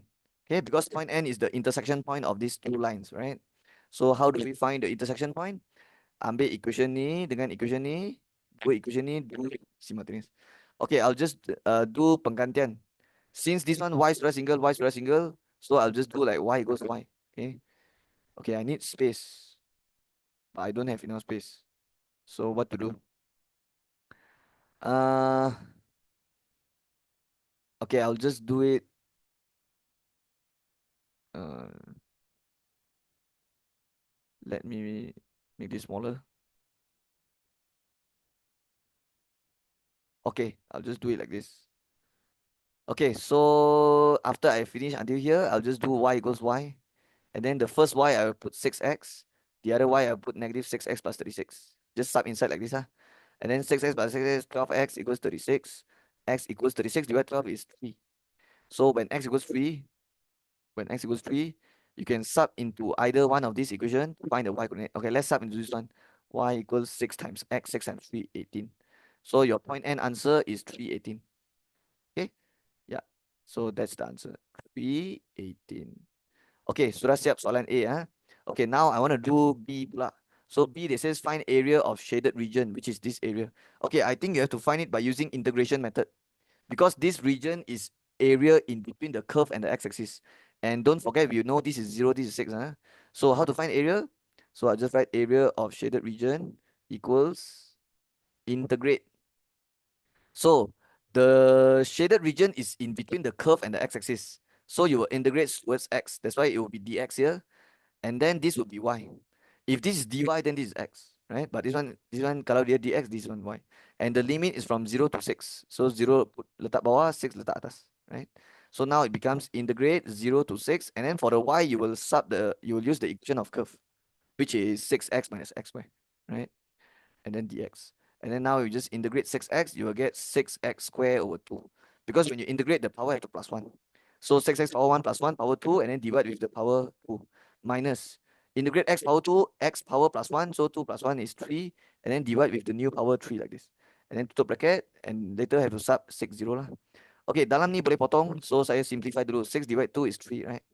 So it left with 3x squared minus x power 3 over 3. So now I just have to sub the 6 inside, and then sub 0 inside, and then tengah-tengah minus. Okay, the first bracket is to sub 6. So when you sub 6, what happens? 6 square, 36. 36 times 3, 36 times 3, I don't know. Let me press. 108. Okay, and then what about this one? 6 power 3 over 3 is 216 over 3, right? Okay, now left with 0. Okay, when you sub 0, you will get 0. Because 0 power 2, 0, 0 times 3, 0, 0 power 3, 0, 0, 0, 3, 0, 0 minus 0, 0. Yeah, just get 0. So your answer will be 108 minus 216 over 3. So just press. Okay, my calculator give me 36. Right? Yeah. And then when you minus 0, 36 minus 0 is 36. So the answer is 36. And since this is area, I'll just write unit square. Okay. Okay, sudah siap soalan B. Now we can do C. Okay, C, they want us to find volume generated in terms of pi when the region bounded by curve y equals x, 6 minus x, the straight line MN, the line x equals 3 is revolved through 360 degree about x-axis. Okay, You don't go and find the volume of the shaded region. No, no, no. Wrong, wrong, wrong. They don't want the volume of shaded region. If you read the question carefully, they want the region. It's not talking about the shaded region. It's talking about which region? It's talking about the region bounded by curve. Okay, by curve. And the straight line MN. Where's MN? This one, MN. And the line x equals 3. Okay, x equals 3 would be here. Right? Revolve to 360 about x axis. It means they want this region. Okay. Oh, and I need you to know x equals 3 is referring to this line. This line is called x equals 3. Okay, because the x coordinate of point N is 3, right? So if you tarik like this, it's 3 lah. So this line is x equals 3. So which one is the region bounded by these 3 lines? This region lah. Okay. Not including here tak termasuk sini the region tak termasuk yang bawah sini. Okay. The region is only here only. Until here only. Sini tak ada. Sini tak ada. Right? So how do you find the volume of this region after revolve 360 about x-axis? So how to find? Okay, if you look at your shaded region, it's actually, it doesn't, how to say? It's not in between the curve and the x-axis. And it's also not between the straight line and the x-axis. It's separate from the x-axis. Do you realize your shaded region, it's separated from the x-axis? Okay, so when it's separated like this, you cannot find it by just, you cannot just integrate one time to find the area. I mean the volume. You have to integrate dua kali, and then you have to take like something minus something, because your region now is separate from your x-axis. Dia tak ada lekat. Okay, it's not like dia tak ada lekat dekat x-axis, right? It's not in between. So actually you have to take something minus something, and the method is like this. You have to find the volume of this region like this first, and then minus with this. Okay. But of course you use the volume formula, right? So let me show you. So first you have to find for the volume. First you have to find out the volume for the whole this triangle. Rotate 360 about x-axis first, right? When you rotate, you will get something like this, right? Because they say revolve 360 about x-axis, right? So when you rotate, it will look like this. Rotate. Okay, so this is the shape, and then minus with what? Minus with the part yang you tamau is this one, right? Like the curve. Okay, the curve. So the curve looks like this, and then like this, right? And then you same thing, you rotate 360. So you get like something like this, right? Like this. Okay.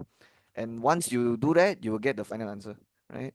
Okay, do you realize when you rotate this 360 about x-axis, and since this is a straight line, you will get a cone, right? You will get a cone, right? Because this is a triangle, and when you rotate like this, you are finding a volume of cone actually.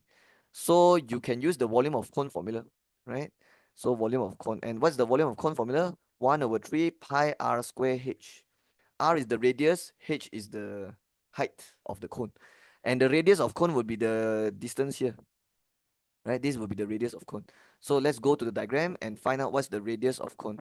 So you're finding the vertical distance, right? And if you are finding vertical distance, you always look at the y coordinate. So the y coordinate here is 18. Maksudnya the radius of cone is 18. Okay. So what is the radius of cone? 18. And then times with the height of the cone. The height of the cone is the distance here. It means you are finding the horizontal distance from here to here. It means you refer the x coordinate. Okay. So from here to here, but refer the x coordinate. So here is 6, and here the x coordinate is 3. So the distance from here to here is 6 minus 3, which is 3 lah. 6 minus 3 is 3. So the height of cone is 3, right?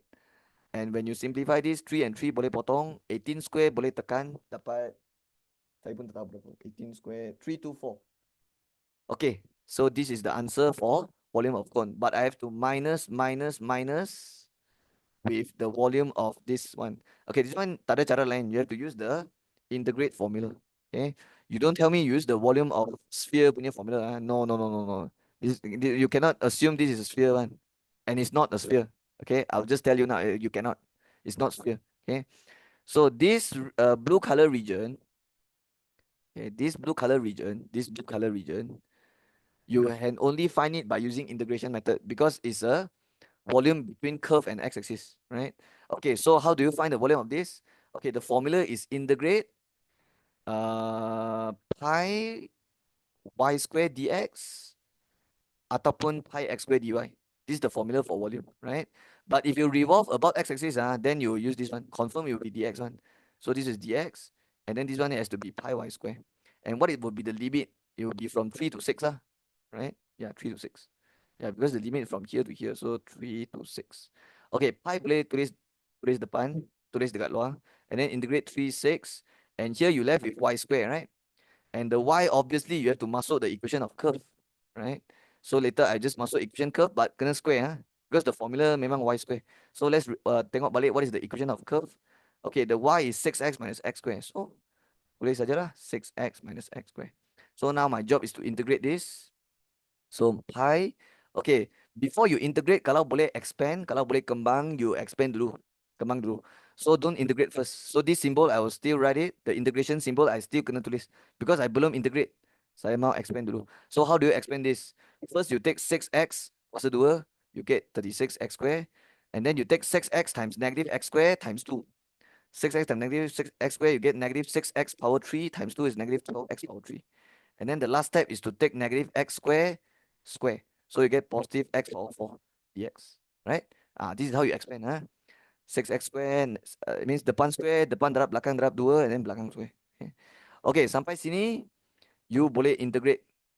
Okay, the 3, 2, 4 pi, that one just tulis saja. Okay, yeah, you need to get this answer here first. Okay, so pi big bracket. Okay, when you integrate, you take power plus 1, and then you divide with the new power, right? So it becomes 36x power 3 over 3 minus.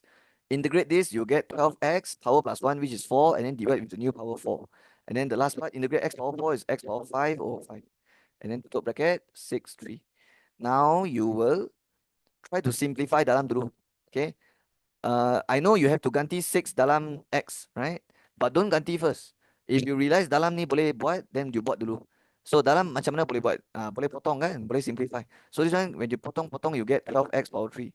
So when you potong, you get 3x power 4. Okay, yang ni tak boleh simplify. Sekarang baru you sub 6 dalam. And when you sub 6 inside, you will get, you write here. And then when you sub 3 inside, you will write here. And then later, middle here, you have to write minus. Okay. So now I will sub 6 inside. So what is 6 power 3 times 12? Use your calculator. And okay, wait, my calculator give me 2592. Right? And then minus, so saya pun minus. 6 power 4 times 3. Okay, tekan. Okay, my calculator give me 3888.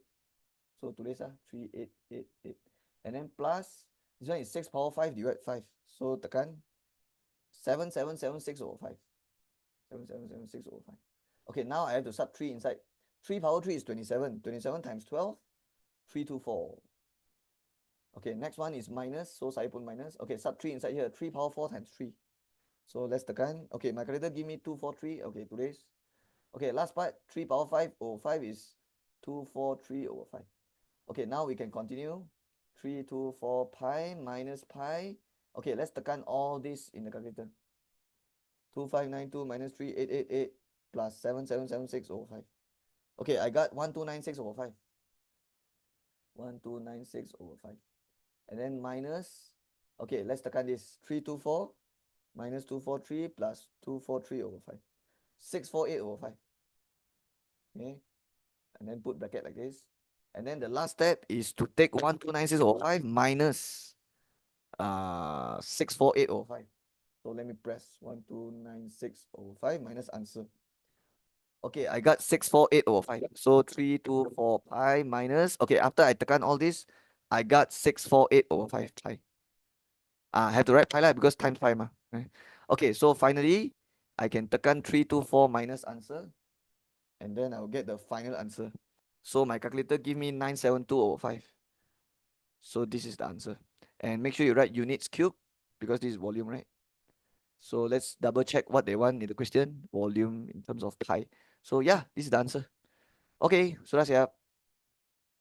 Okay, let's continue with question number 11. So this is a linear law question. Okay, table 1 shows the values of two variables x and y obtained from an experiment. Okay, the variable x and y are related by the equation x power k equals y over a, such that a and k are constants. So dia ada bagi table. Soalan A, based on table 1, plot a graph of log y against log s using a scale of 2 cm 0.2 on log x axis, 2 cm to 0.1 unit on the log y axis, hence draw the line of best fit. Okay, they want us to draw plot graph. Okay, dekat part A. But when we are doing linear log question, you cannot straight away plot the graph, right? First, you have to change the equation to linear form, and then next you have to construct a new table, right? So you have to do these two important steps. First is change the equation to linear form, and second is to draw a new table. Even if the question tak suruh you buat pun, you kena buat dua step ni, sebab kalau you tak buat dua step ni, nanti you tak boleh buat graph, right? Okay, so what is the first step I mentioned? Change to linear form, right? So the equation, let's write it down. But I think I will write y over a first. Yeah. X power k equals y over a, but I will choose to switch sides. Y over a equals x power k. Okay? And I'm sure you know why. It's because later I want to change to y equals mx plus c, right? And sebenarnya you sudah tahu you punya y axis, x axis. You can just tengok sini. Dia sudah cakap plot log y against log x. So you know that for this to be linear form, the y axis has to be log y, the x axis has to be log x. That is why I try to write the y on this side. Okay, so the A I don't want, so the A I will pindah sini jadi times A like this. And then what I will do to make sure my y-axis in the equation match with the y-axis in the graph, I will tambah log. Okay, so I will tambah log. So when I tambah log, kena tambah both sides. So on the other side pun kena tambah, so dia jadi x power k times A macam ni. Okay, sekarang you punya equation punya y-axis sudah match dengan graph punya y-axis. Tapi the x-axis still don't, you have to susun jadi mx plus c, right? So now everything is like jumbled up together. What you can do to separate them, you can use the multiplication law, the logarithm law, right? So single log times you can separate jadi separate log plus. So it becomes log 10 x power k, the k can letak depan, and then plus with log 10a, right? And this is the linear form. So you can see the y-axis is log y, the x-axis is log x. So the gradient is k, and the y-intercept c is log a, right? So, and you need this later, because later you need this to do part B later. Because part B, see, they want us to find a and k, right? So imagine if you don't do this first. If you don't do this, you tak boleh tahu lah you punya a, you tak boleh tahu macam mana nak cari a and k, alright? So your gradient is k, your y-intercept is log a, right? Okay, what is the next step now? The next step is to draw a new table, right? Draw a new table. So I will draw a new table here. Okay, maybe I draw it here. Okay, I'll just do it here, right? Okay, so let me make this smaller. Okay, so how many points I have? 1, 2, 3, 4, 5, 6. So one here, 2, 3, 4, 5, 6. Okay, so the first step is to write the x-axis and the y-axis, right? So your x-axis is no longer xy already. It becomes log x, log y already. That's why you have to draw a new table, right? So this is for log x, this is for log y. So how do you get the value here? You just tekan log 1.74, log 3.32, log semua ni, and then tulis dekat sini. Okay? Okay, so now I will tekan the first one, log 1.74. Base 10 lah, of course. Okay, 0.24. Okay, make sure you write in two decimal place, because later you have to plot later, because this one you have to plot the point later, right? So if it's a graph question, you always write two decimal place. Next one is log 3.32. I got 0.52. And then next one is log 5.02. Log 5.02. Okay, 0.70. So you can write 0.70. Next one is log 9.19. Okay, I got 0.96. So let me write down. Okay, next log 15.83. Okay, let's tekan 1.19. Okay, but the next digit is 9, so it's like 1.20 lah, because it's 1.199. So when you write in two decimal place, you will round off, so it becomes 1.20. Next one is, okay, the last one is log 22.8. So let me press 1.36. Okay, right. Okay, this one is the extra one. This one no need. Okay, what about this one? This one also same. You want to get the log y value, so you just tekan log semua ni lah. Okay, log 1.67. Let's tekan. Okay, 0.22. So let me write. Okay, next one, log 2.28. Okay, wait, let me press 0.36. Yeah. Next one, log 3.32. Okay, let me tekan 3.32, 0.52. And then the next one is log 4.8. I got 0.68. Okay, next one is log 6.3. Wait for me. I tekan I tekan. Okay, 0.799. So when you round off two decimal place, 0.80 lah. Okay, last one, 7.61. 0.88. Okay, so I already tekan my calculator and this is what I get, right? Okay, so you can see all the value I write in two decimal place because I know this is a graph question and I have to plot these points later. So remember, for graph question, you always write two decimal place. Okay, now we are done. Now we can continue with the part A. Okay, so now only I do part A. So they say plot a graph log y against log x using a scale 2 cm 0.2 on log x, 2 cm 0.1 log y, hence draw the line of best fit. Okay, let's think about this first. Let's observe the table. So you can see that semua values ini positive. All the value is positive. It means later your origin, your 0, 0, you boleh letak dekat bawah sebelah kiri. Because if all value positive means everything happens in the first quadrant. So your 0, 0 can letak here. And for this axis, they say 2 cm 0.2. Okay. And then you can keep going until, okay, what is the log x paling besar punya value? 1.36. So you can go until 1.4 like this. And then for the y-axis, they say 2 cm to 0.1 on the log y-axis. So you can go 0.1, 0.2, 0.3 until the highest 0.9. Yeah, because the paling tinggi sini pun 0.88. So just go until 0.9, right? And of course, this will be log y, this one will be log x lah.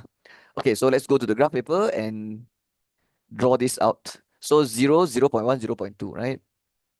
So this is my graph paper. I start dari bawah kiri. And then here goes 0.2, 0.4, 0.6, 0.8, 1.0, 1.2, 1.4. And then for here is 0.1, 0.2, 0.3, 0.4, 0.5 until 0.9. So 0.6, 0.7, 0.8, 0.9. Okay, so enough space. 0.9. And of course, this one is the log 10 y-axis. All right. And later your title will be graph of log y against log x. Okay. Remember to write the title. Log y against log x. And you should underline the tajuk. This one you should underline. Okay. So let me underline it. Okay. Nice. Now let's complete the axis. 0.8, 0.7, 0.6, 0.4, 0.3, 0.2.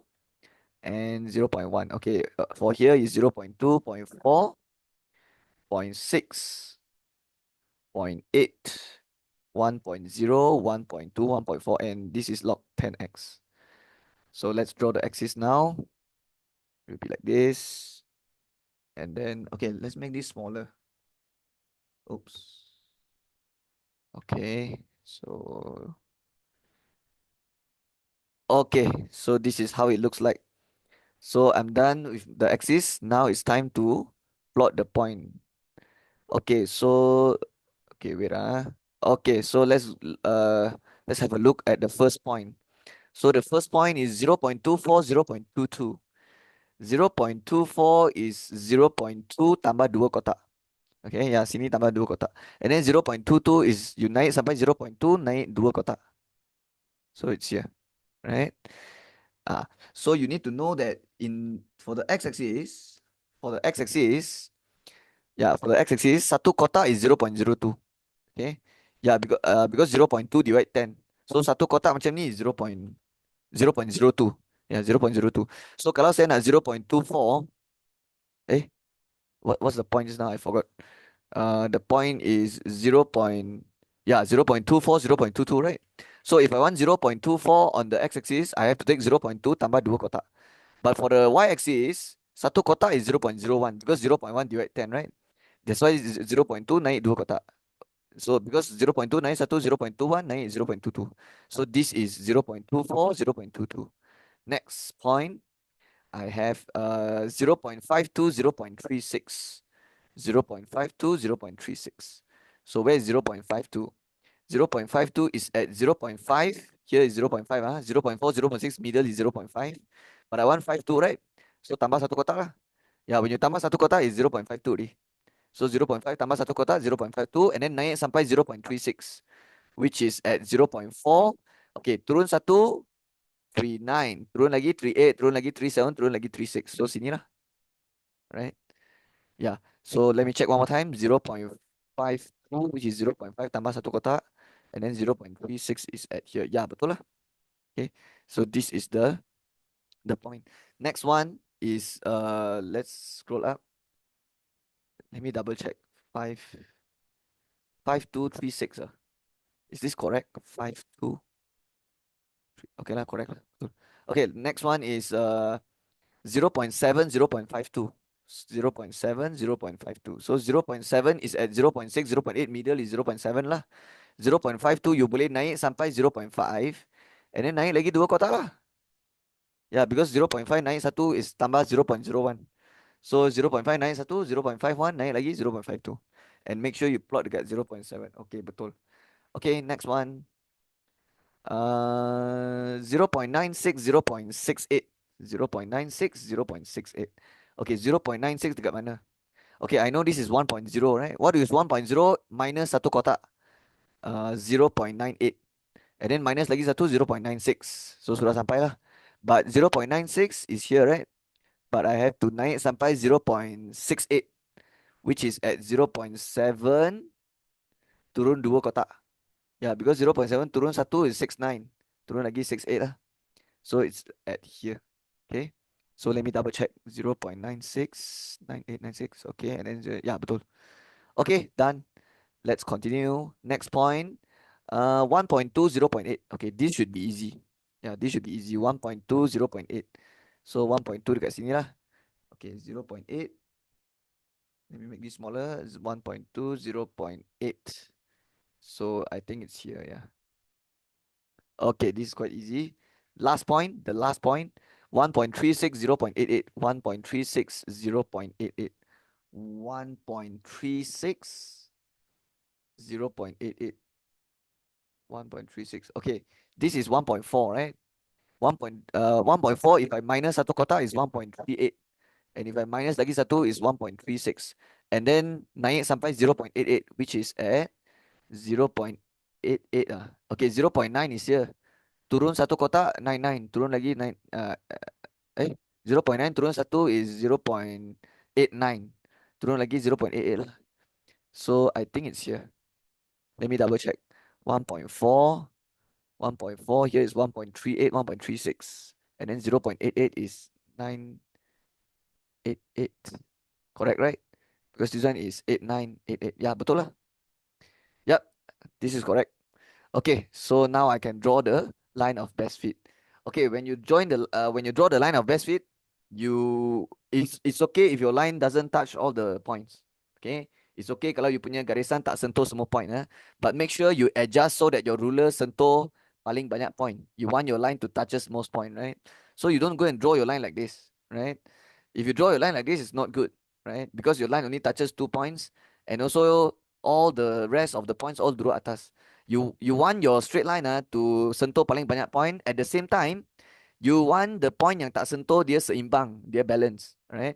You want the point yang tak sentuh balance, right? So try to make it balance, okay? So what if I join like this? This is not very good. Yeah, yeah, this is not good because you sentuh 2 points and all the rest duduk bawah. So try to make it like sentuh paling banyak point, and then at the same time try to make it balance. So I think I will draw it somewhere like this. If I draw like this, it's not good. Right? Okay lah, I guess can also lah. Two atas, two bawah. Yeah, I think this is fine, right? Yeah, this is fine. Okay. Yeah, I think this is the best one. Yeah. What if I do like this?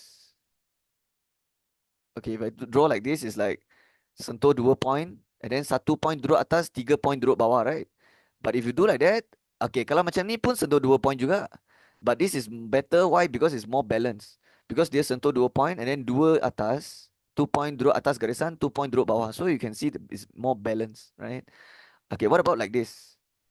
Like this, not very good because you have 3 points atas, 1 point bawah. So the line of best fit here is like this. You sentuh the first point and this point. 1, 2, 3, 4, 5. Yeah, point. You sentuh point pertama and point kelima. And of course, you have to panjangkan because you want it to sentuh the y-axis. Okay, because later you will use you have to find out the y-intercept, right? Okay, so let me adjust, draw nicely. Okay, so this is how it looks like. right?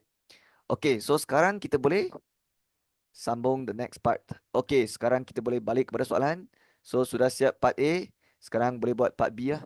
Alright, so part B1, use the graph 11A, find the value of A and K. Do you remember at first, just now I asked you to change to linear form? Yeah, this one, right?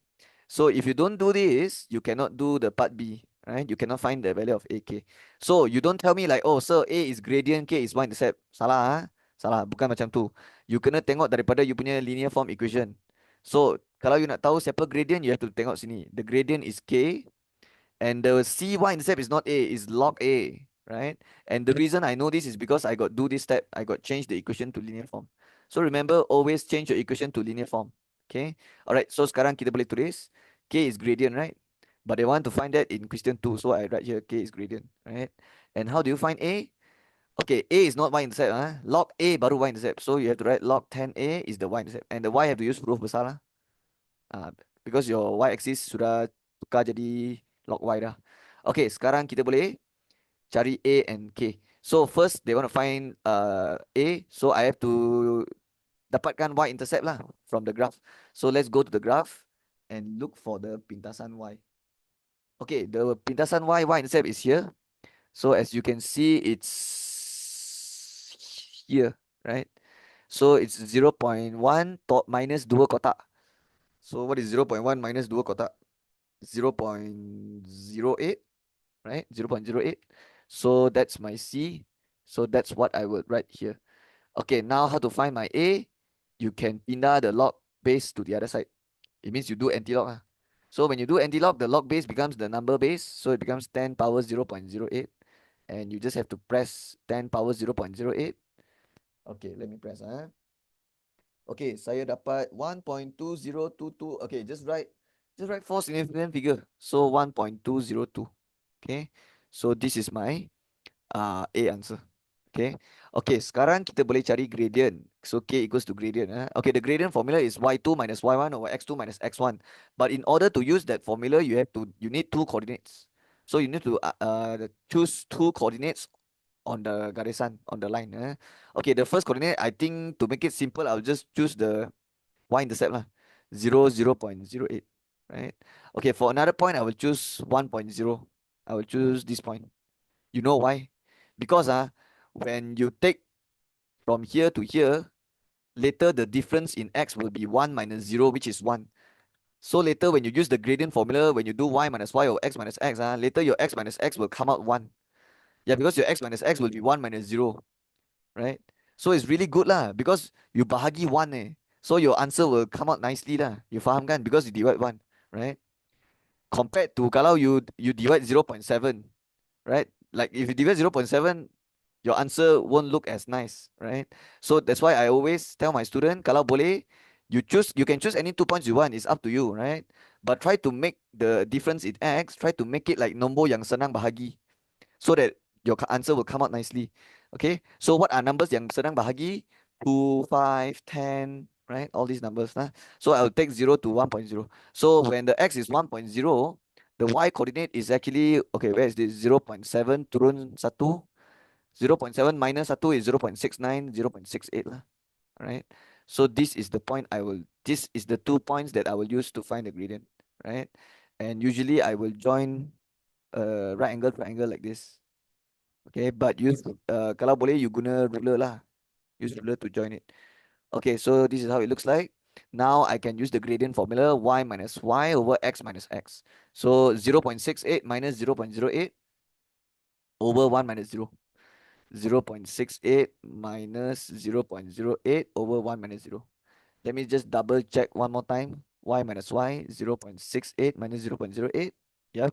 Over 1 minus 0. So confirm your answer will come out nicely, because your difference in x is 1, right? When you divide by 1, it's like nothing happened, right? So 0.68 divide 0.08. So I got 8.5.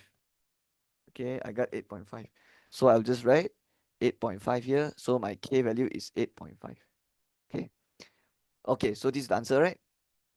Okay, wait. Why the schema answer is so different one? Did I Saya ada buat salah? 0.68. Oh, I silap tekan already. Minus 0.08. Oh, silap. Sorry. I go and tekan, saya pergi tekan 0.68 bahagi 0.08. Alamak. I silap tekan, so dia minus. Okay, so if you minus, you actually get 0.6. Yeah, 0.601. So my K will be 0.6. Okay. Yeah. So one tips I can give you is when you find gradient in linear log question, try to choose any 2 points, but make sure the difference in x value is nombor yang senang bahagi. Like if you choose like that, then your answer come out very nice. You see my answer? Dia tak ada keluar banyak-banyak decimal place one. Like keluar like cantik-cantik macam ni, 0.6, right? So you don't have to worry about like oh kena bundar, kena round off apa semua, right? Because I already make sure my answer come out nicely by choosing the difference in x value. I try to make it the difference in x jadikan dia satu. Okay, that's why. Okay, I think I'm done already. So this is how you get 10 marks for the linear log question. So I will proceed. Okay, let's continue. Let's proceed to bahagian C. So bahagian ini mengandungi 4 soalan, jawab 2 soalan. Okay, in this video I'll jawab 3 soalan. Okay, I will not do the kinematic question. Right? The kinematic soalan I won't do. Okay. Okay, so I will jawab 3 soalan. Okay, number 12. Solution by scale drawing are not accepted. Okay. Diagram 8 shows two triangles ABD, ABE. So ABD mana? So ABD is this one and ABE is this one. So got two triangles, right? But actually, this is another triangle you can use also, right? The ABC triangle, right? So it depends on what they want lah. It depends on what the soalan wants to find. Okay, and then they say BCD and ACE are straight line. BCD, ACE straight line. Okay, boleh. And then there's some information here. Given that BC is 4.4, let's label BC 4.4. Okay, and then BC is 2/3 BD, but they just give me the BC length. So why not you just ganti masuk terus? So 4.4 equals 2/3 BD, and to find BD, you just take 4.4 times 3 divide 2. Because the 3 pindah jadi darab, 2 jadi bahagi. So you tekan this, you get 6.6. Okay, and the 6.6 is from B to D. So from B to D like this is 6.6. So can I find majang here? Yes, 6.6 minus 4.4, I get 2.2 cm. Okay, okay, so this one I label already. Now let's do A. Calculate the length of AD. Okay, AD is this panjang, right? So which triangle will you use? There's a few there's actually like a lot actually. It's not just two triangle tau. Okay, it's not just these two triangle. There's actually this small triangle and this small triangle, and there's actually this triangle. So I think the first thing you have to decide which triangle you want to use to find AD, right? Definitely I won't use this triangle. Definitely I won't use this triangle. You know why? Because it's not enough information. I can't use the sine rule, I can't use the cosine rule, and there's not enough information for me to do, right? So don't use this triangle. So which triangle will you use to find the AD length? Okay, I will tell you now. I will use this triangle, the A to D, D to B. This triangle is perfect. You know why? Because you already have the panjang from here to here, which is 6.6, right? The panjang from here to here is 6.6, and then you have the panjang here 9.12, and you have the angle 48.3. So if you do enough exercise, you know you can use cosine rule. Yeah. So let me write down nicely. This one is 6.6. The whole panjang is 6.6. 6.6. Okay, so the method here is to use cosine rule. Okay. So remember when you want to find the panjang and you have the other two panjang and the angle opposite, then confirm is cosine rule already. Okay, so what you do, use the cosine rule. So the cosine rule formula is a square plus b square equals to b square plus c square minus 2bc cos a. Okay, for when you use this formula, you have to make sure your A tak boleh silap tulis. If your A silap tulis, then the rest wrong already. So you have to make sure your A is always opposite angle, depan angle. So your angle is here, so your A will be AD. Okay, equals to B square plus C square, 6.6 square plus 9.12 square minus 2 times 6.6 times 9.12 cos for 48.3. Okay, if you are confused by if you are confused by this, I'm just using this formula. Okay, I'm just using the cosine rule formula. Okay, I just buat dalam formula saja. So AD sama dengan square boleh hantar jadi square root, and all of this you just press in your calculator. Tekan saja semua. Okay. Tak payah tekan satu-satu, just tekan everything. So you wait for me. I tekan now. 9.6 plus 9.12 square minus 2 bracket 6.6 And then bracket 9.12, close bracket, cos 48.3. Okay, I just tekan semua. My calculator give me 46.65. But you have to square root, right? So, okay, I'll use the answer button. Square root answer 6.830. Okay, I'll write four significant figures. So 830, the next digit is 1. So I don't have to plus 1. So this is the answer. So the AD panjang 6.830. Okay, I think I should write it in the diagram also. Because later confirm you will use this in your next question, right? So try to label in your diagram also. Okay, let's do B. B1 says find angle BAE in degrees. Okay, no problem. So B1 nak cari BAE angle. Mana BAE? BAE or this one lah. Okay, so let's call this X for now. And you're trying to find this. So you have to decide which triangle to use, right? Definitely not the red color triangle. Definitely you cannot use the red color triangle. You know why? Because the angle you want to find is not inside the red color triangle. Yeah, so you have to make sure the triangle you use is you have to make sure the angle is inside the triangle you are using. Okay, so which triangle you can use now? So you have to use another triangle, and it's very easy to see, right? You will use this triangle lah, this one. Okay, yeah, and which formula you will use? Sine rule. You know why? Because when you have the opposite of what you want and you have one complete pair, you can use sine rule, right? So if you look at the blue color triangle, you have one complete pair. One complete pair means you have the side and the angle opposite, right? Then this one we call it one complete pair. And you also have the opposite of what you want. So you use sine rule, right? So remember, bila masa boleh guna sine rule when you have the opposite of what you want and you have one complete pair. So what you want to find now is the angle. So try to write the angle atas sine angle BAE over the opposite is 4.3 equals to the complete pair sine 83.3 over 9.12, right? Okay, so now I can find sine BAE. So I just tekan sine 83.3 divide 9.12 times 4.3. Sine 83.3 divide 9.12 and then answer times 4.3.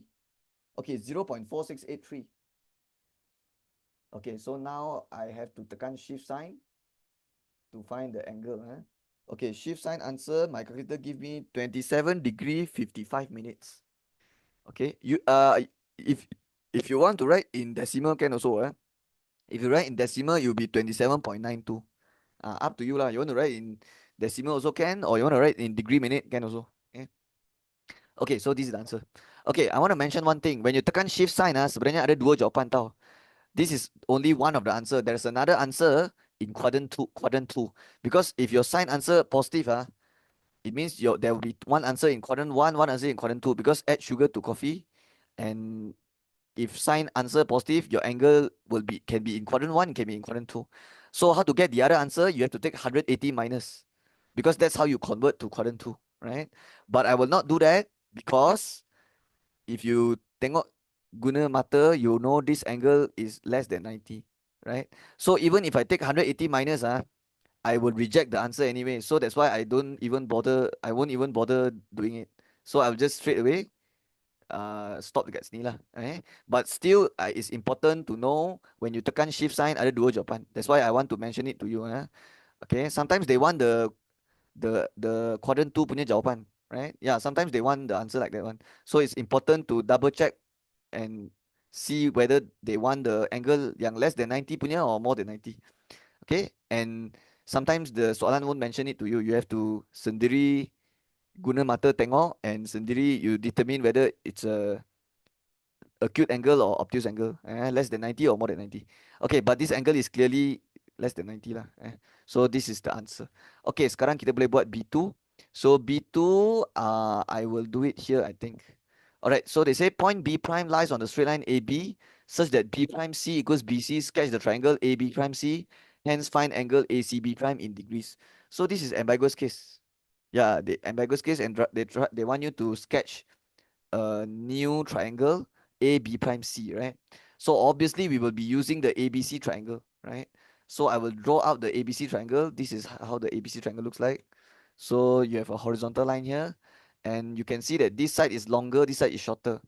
So it's important to make sure when you draw it again, this side is shorter.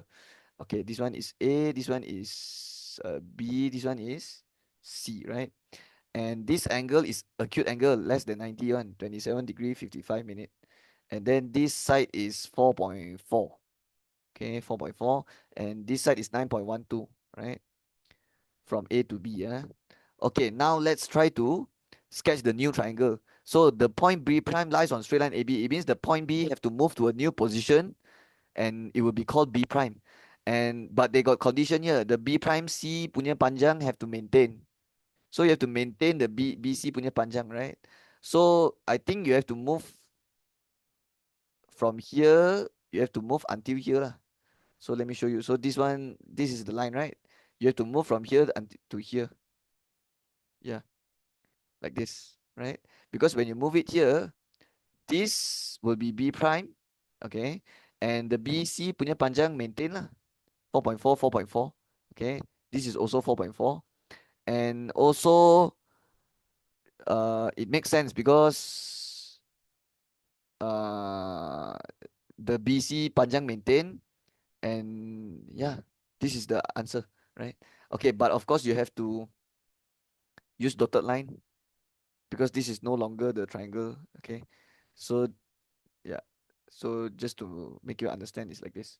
So this is the answer, this one, right? This is the new sketch. Okay, now they says find angle ACB prime in degrees. ACB prime dekat mana? Dekat sini, right? So this is the angle that they want to find. So how to find this angle? Okay, you start with the isosceles. Okay, yeah, because there's an isosceles triangle, right? So isosceles triangle, these two angles will be same one. So let's see, where's the angle here? 48.3, right? So this is 48.3, and the other part, the other one also 48.3.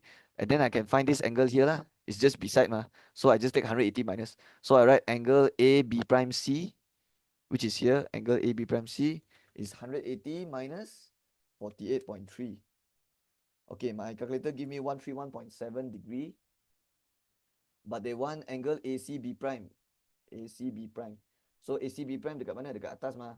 So you just, okay, you already have this angle and this angle. So to get the angle atas, just take 180, because in a triangle the total angle semua tambah mesti 180. So you minus with 131.7 and then minus with 27 degree 55 minute. Okay, if you tekan all this, you get the answer. Okay, wait, let me press 27 degree 55 minute. Okay, I get it already. 20 degree 23 minute. 20 degree 23 minute. If you want to write in decimal, can also. In decimal, it's 20.38. Yeah, 20.38 degree. So can also. Okay, sudah siap. Let me continue with part C. Okay, there's another formula here. There's another question here. Calculate the area of triangle ABD by using Heron's formula. Okay, the Heron's formula looks like this. A equals square root S bracket S minus A bracket S minus B bracket S minus C. Yeah, this is the Heron's formula. And what is S? What is A? What is B? What is C? Okay, what is S, A, B, C? S is the sum of all the side of the triangle divided by 2. That is S. And then what is ABC? ABC is the side of the triangle. So what information you need now? You need the 3 side of the triangle A, B, and C. All right. So since they want the area of triangle ABD, you need to make sure you have all sides of triangle ABD. If you don't have, then you have to find it first. So let's check. Ada ke tak? ABD. It's the red color triangle, right? And you have all 3 sides of all 3 sides already. 6.83, 9.12, 6.6. 6.83, 6.6. Okay, 6.83, 6.6. And then one more side is what? 9.12. So if you have all this, you can use the Heron's formula, right? So let's find the S first. So the S will be everything add together and then divide 2. Okay.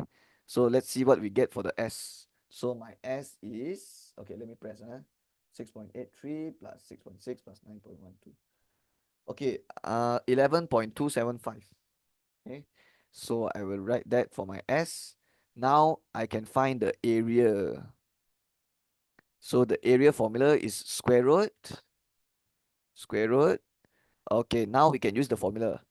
S bracket S minus A. So 11.275 bracket S minus A. So 11.275 minus A, which is 6.83. And then a second bracket, 11.275 minus B, 6.6. And then the next bracket is 11.275 minus the C, 9.12. Okay, when I press in my calculator, I will not press the square root first. I will press everything inside first. Okay, so I will just tekan answer bracket answer minus 6.83 and then bracket answer minus 6.6 bracket answer minus 9.12 bracket. Okay, I got 504.91. So dia bagi banyak decimal place lah, but I write two decimal place and then I will use the answer button now, square root answer. So I got 22.47. Okay, and make sure you write cm square because this is area, right?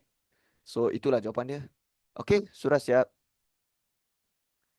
Okay, let's continue to question 13. This is linear programming question. Dalam bahasa Melayu, pengatur caraan linear. And you need graph paper for this. Okay, okay, let's baca soalan dulu. A recreation club offers dance class and swimming class. Okay, the payment for dance class and swimming class are 10 ringgit and 15 ringgit per hour respectively. Okay, so they got give us some information here. But I want to know siapa X, siapa Y. I need to know who's X, what the XY represents first. So for now, I will ignore this information for now, because I want to know who's X, who's Y. When you're doing this question, the linear programming question, you always want to know what the XY represents. Okay. Okay, let's see. The classes are subjected to the following constraint 1, 2, 3. Okay, skip the 1, 2, 3 first. Straight away go A.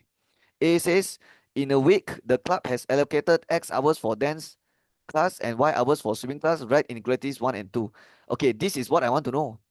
Right? So they got mentioned what the XY represents. So X represents hours for dance class. So dance X. And then Y is for swimming class. Swim is Y. And the XY is represents the number of hours. So I will write it. Wait. So I will write like this. And then I will write hours here. So X represents the number of hours. Okay, now we tengok balik the information yang dia bagi sini. The payment, right? So the payment for dance class is 10 ringgit per hour. So if you take 1 hour, you pay 10 ringgit. If you pay 3 hour, 3 times 10 lah. 7 hours, 7 times 10. 10 hour, 10 times 10. 11 hour, 11 times 10. But what if X hours? X times 10. So 10X. So this is the payment. So I'll write the unit here, RM. Okay. Then for swimming is 15Y lah. Okay. Okay, so now with this, now I baru saya baca the 1, 2, 3. But they only want us to write inequalities 1 and 2 only. I don't know why. Maybe because 3, okay, maybe B they want us to, okay, maybe they want us to do something lah, I don't know. Okay, tak apa, we just do for the, write down, we just follow the instruction lah. So the instruction says tulis for the first and the second inequality saja. So I tulis the first one and the second one. So what is the first one? Let's read. The maximum, okay, maximum punya symbol means smaller or equals. So maximum total time for both class is 20 hours per week. So the maximum time for both will be X plus Y lah. And maximum is 20 hours, so smaller or equals 20. So that's the answer. Second inequality, the total payment for both classes in a week does not exceed, so tak boleh lebih. Tidak melebihi means smaller or equals. So the total payment will be 10X plus 15Y. Okay. But does not exceed, right? So tidak melebihi, smaller or equals 250. Okay, kalau boleh kecilkan, kita kecilkan. So ini all these numbers can divide by 5. So divide by 5, 2. Divide by 5, 3. Divide by 5, 50. Okay, so that is the answer. Okay, sekarang kita boleh tengok sudah siap soalan A, right? Okay, let's read the 3. What it says here. The relation of time duration for dance and swimming for each member in a week is shown in page 36. It means the third for the third one, they actually never give us the sentence. Yeah, they already draw it. Look at siap for me already. So in B, it says what? Write constraint 3 in equality form and describe in sentence. Maksudnya part B, we have to do in reverse. Okay? Yeah. For the first and the second inequality, they give us the sentence. They want us to form the inequality and we have to locate the graph ourselves later. But for the number 3, they never give us the sentence. They already show in the page 36. And we have to write down the sentence ourselves. You see, write constraint 3 in equality form and describe in sentence. So I have to describe in sentence. So I have to go to the page 36 and see how they draw it. So page 36, okay, so this is the line. And the shaded region, you can see this side is darker, right? So later, this inequality mesti smaller, smaller pula, mesti bigger. Yeah, because your shaded region is atas garisan, so mesti bigger, right? But you cannot write the bigger now because you don't have the equation. You don't have the equation of straight line. So first step is to get the equation of straight line, then baru you boleh tulis bigger. So how to get the equation of straight line? First you need to have gradient. And how to find gradient? You need two coordinates. So let's take 2 points. First I can take 3, 0. Okay. Make sure the two coordinate you choose mesti ada passes through lah. It has to be on the line. So on the line is 3, 0. Okay, another point yang saya boleh ambil is on the line. 3, 0. Okay, why not I take this one? 16. 16, 13. Sekali lagi, 3, 0, 16, 13. 3, 0, 16, 13. These 2 points is on the line. 3, 0, 16, 13. So 3, 0, 16, 13. So so the line got passes through these 2 points. So this, I can find my gradient. So y minus y, 13 minus 0 over 16 minus 3. I get 1. Yeah, 1. So my gradient is 1, right? But I still, to find the equation, I still need because this is equation, this line is like a sengit punya line tau. So if the line is sengit like this, the equation will be y equals mx plus c. So you already have your gradient. So now it's like now to write the equation, y equals mx plus c, the m letak 1. So 1x lah. Tapi 1 tak payah tulis lah. And then plus c.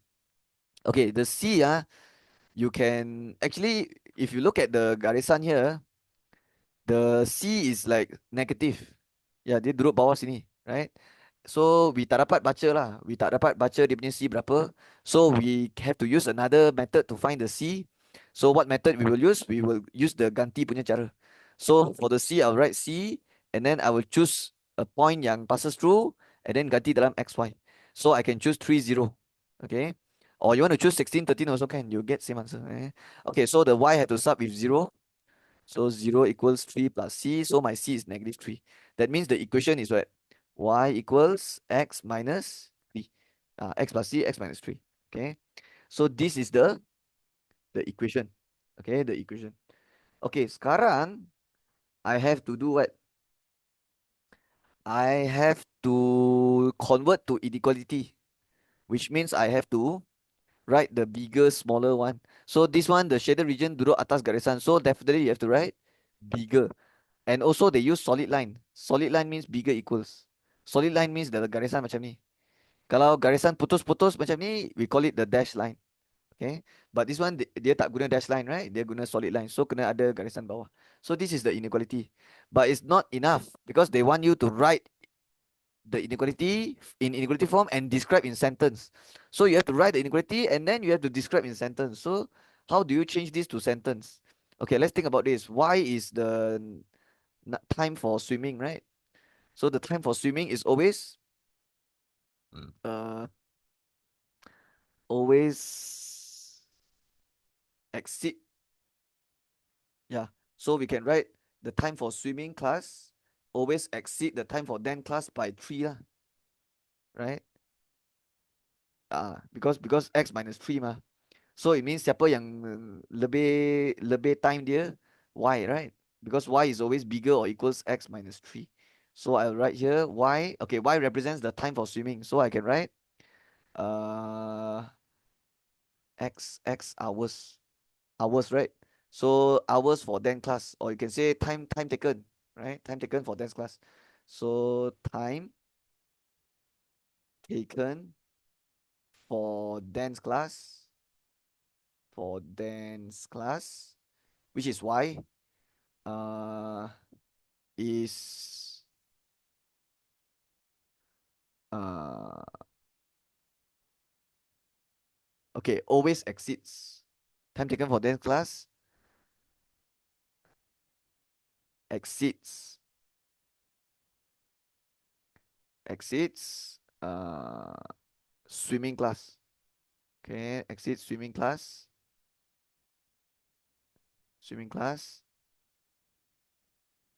by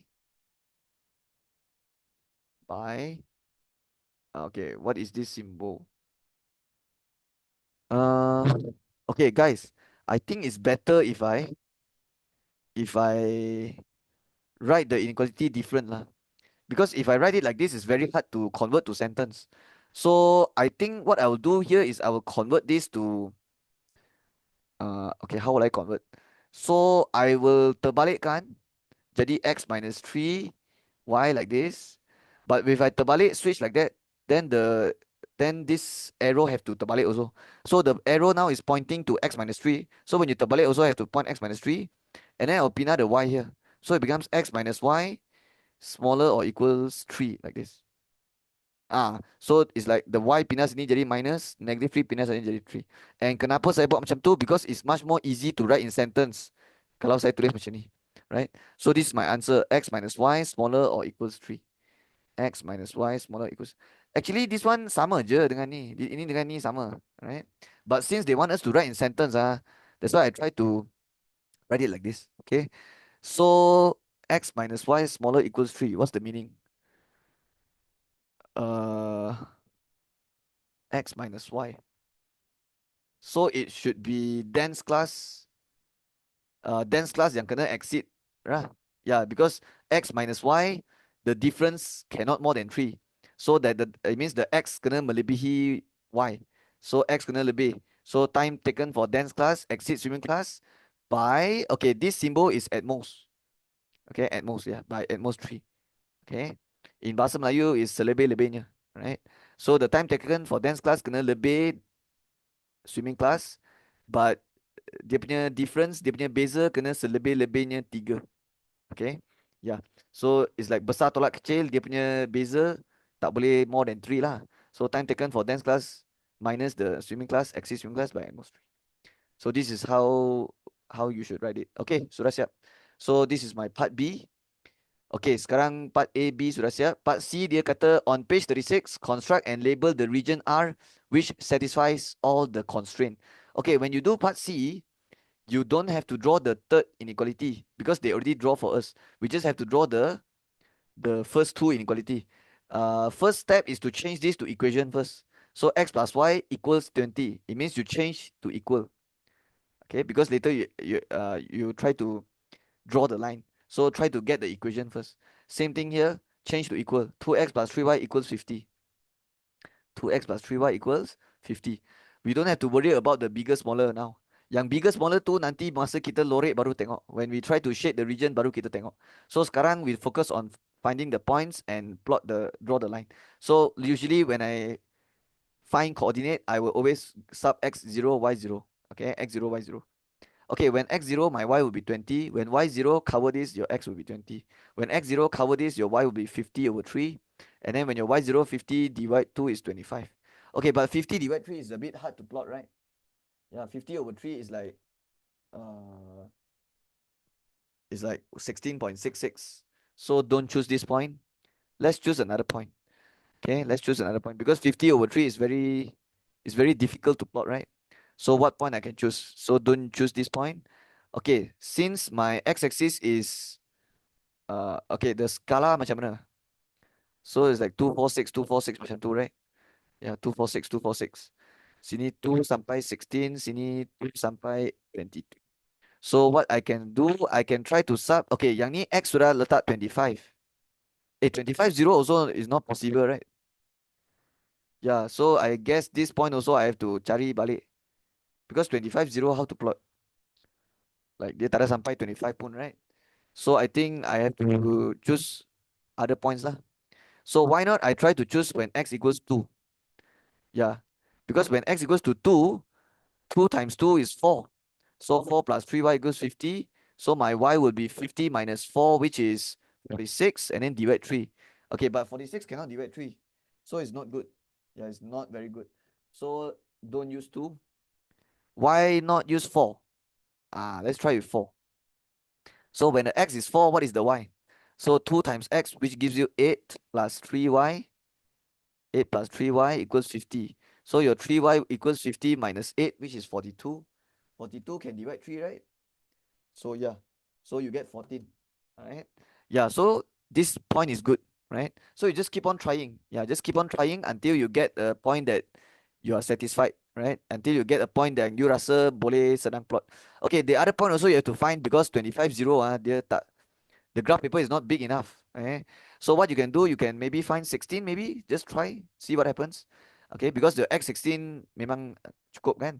So what happens, you ganti x16, 16 times 2 is 32 plus 3y equals 50. So let's try to find y from here. So 50 minus 32, I dapat 18. And 18 divide 3 is 6. So yeah, it's good. 16, 6. Yeah, you can plot this easily. Okay. Yeah, so this is the point that I will end up choosing. Okay, let's plot now. 0, 20, 20, 0, x plus y 20. So 0, 20, 20, 0. Ayo, 0, 20 I can plot. 0, 20 I can plot. But 20, 0 tak boleh lah.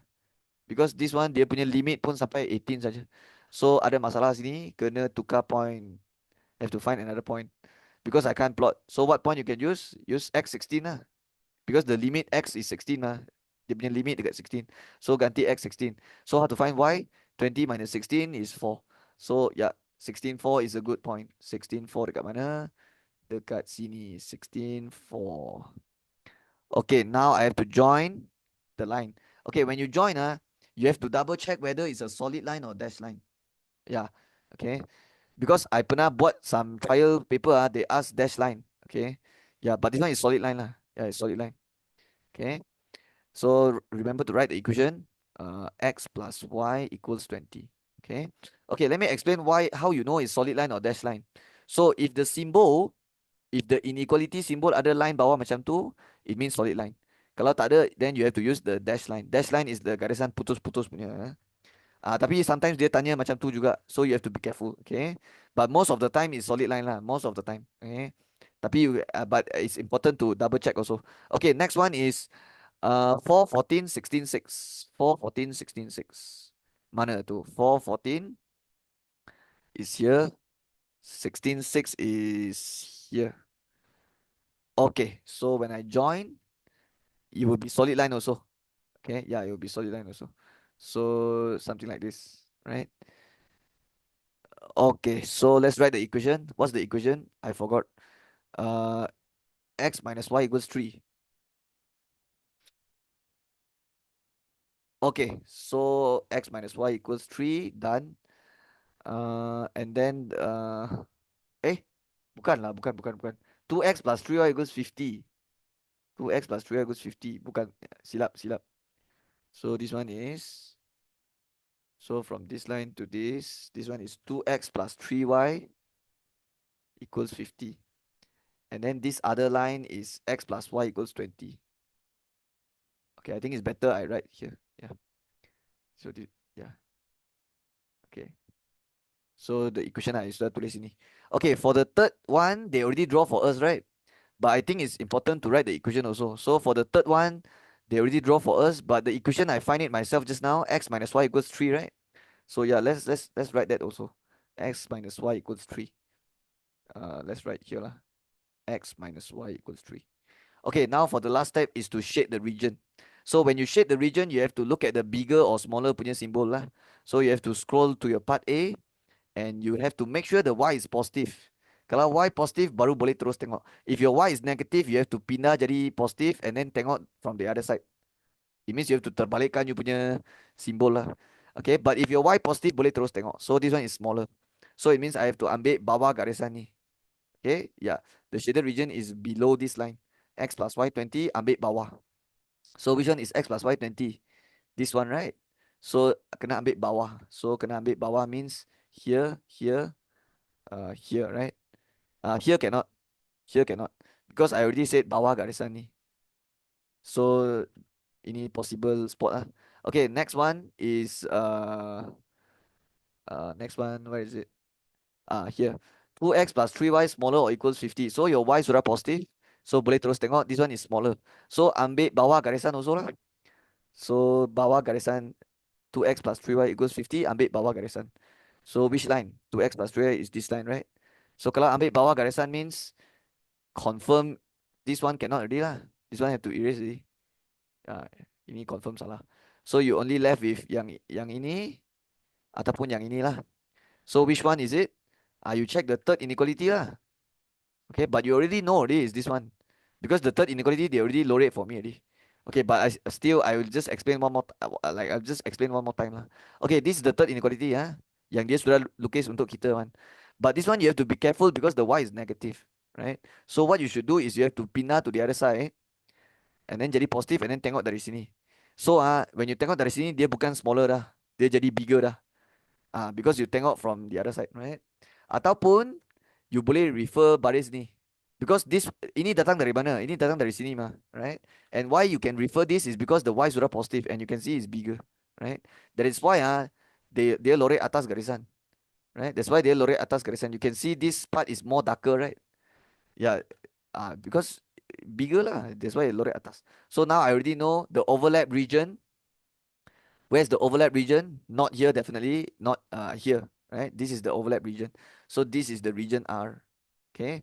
Okay. So this is the overlap region for the three inequality. So this is the final shaded region. So use ruler to lorek macam ni. Just lorek. Okay. Okay. Wait for me. So something like this. Try to use ruler lah in the exam. Okay.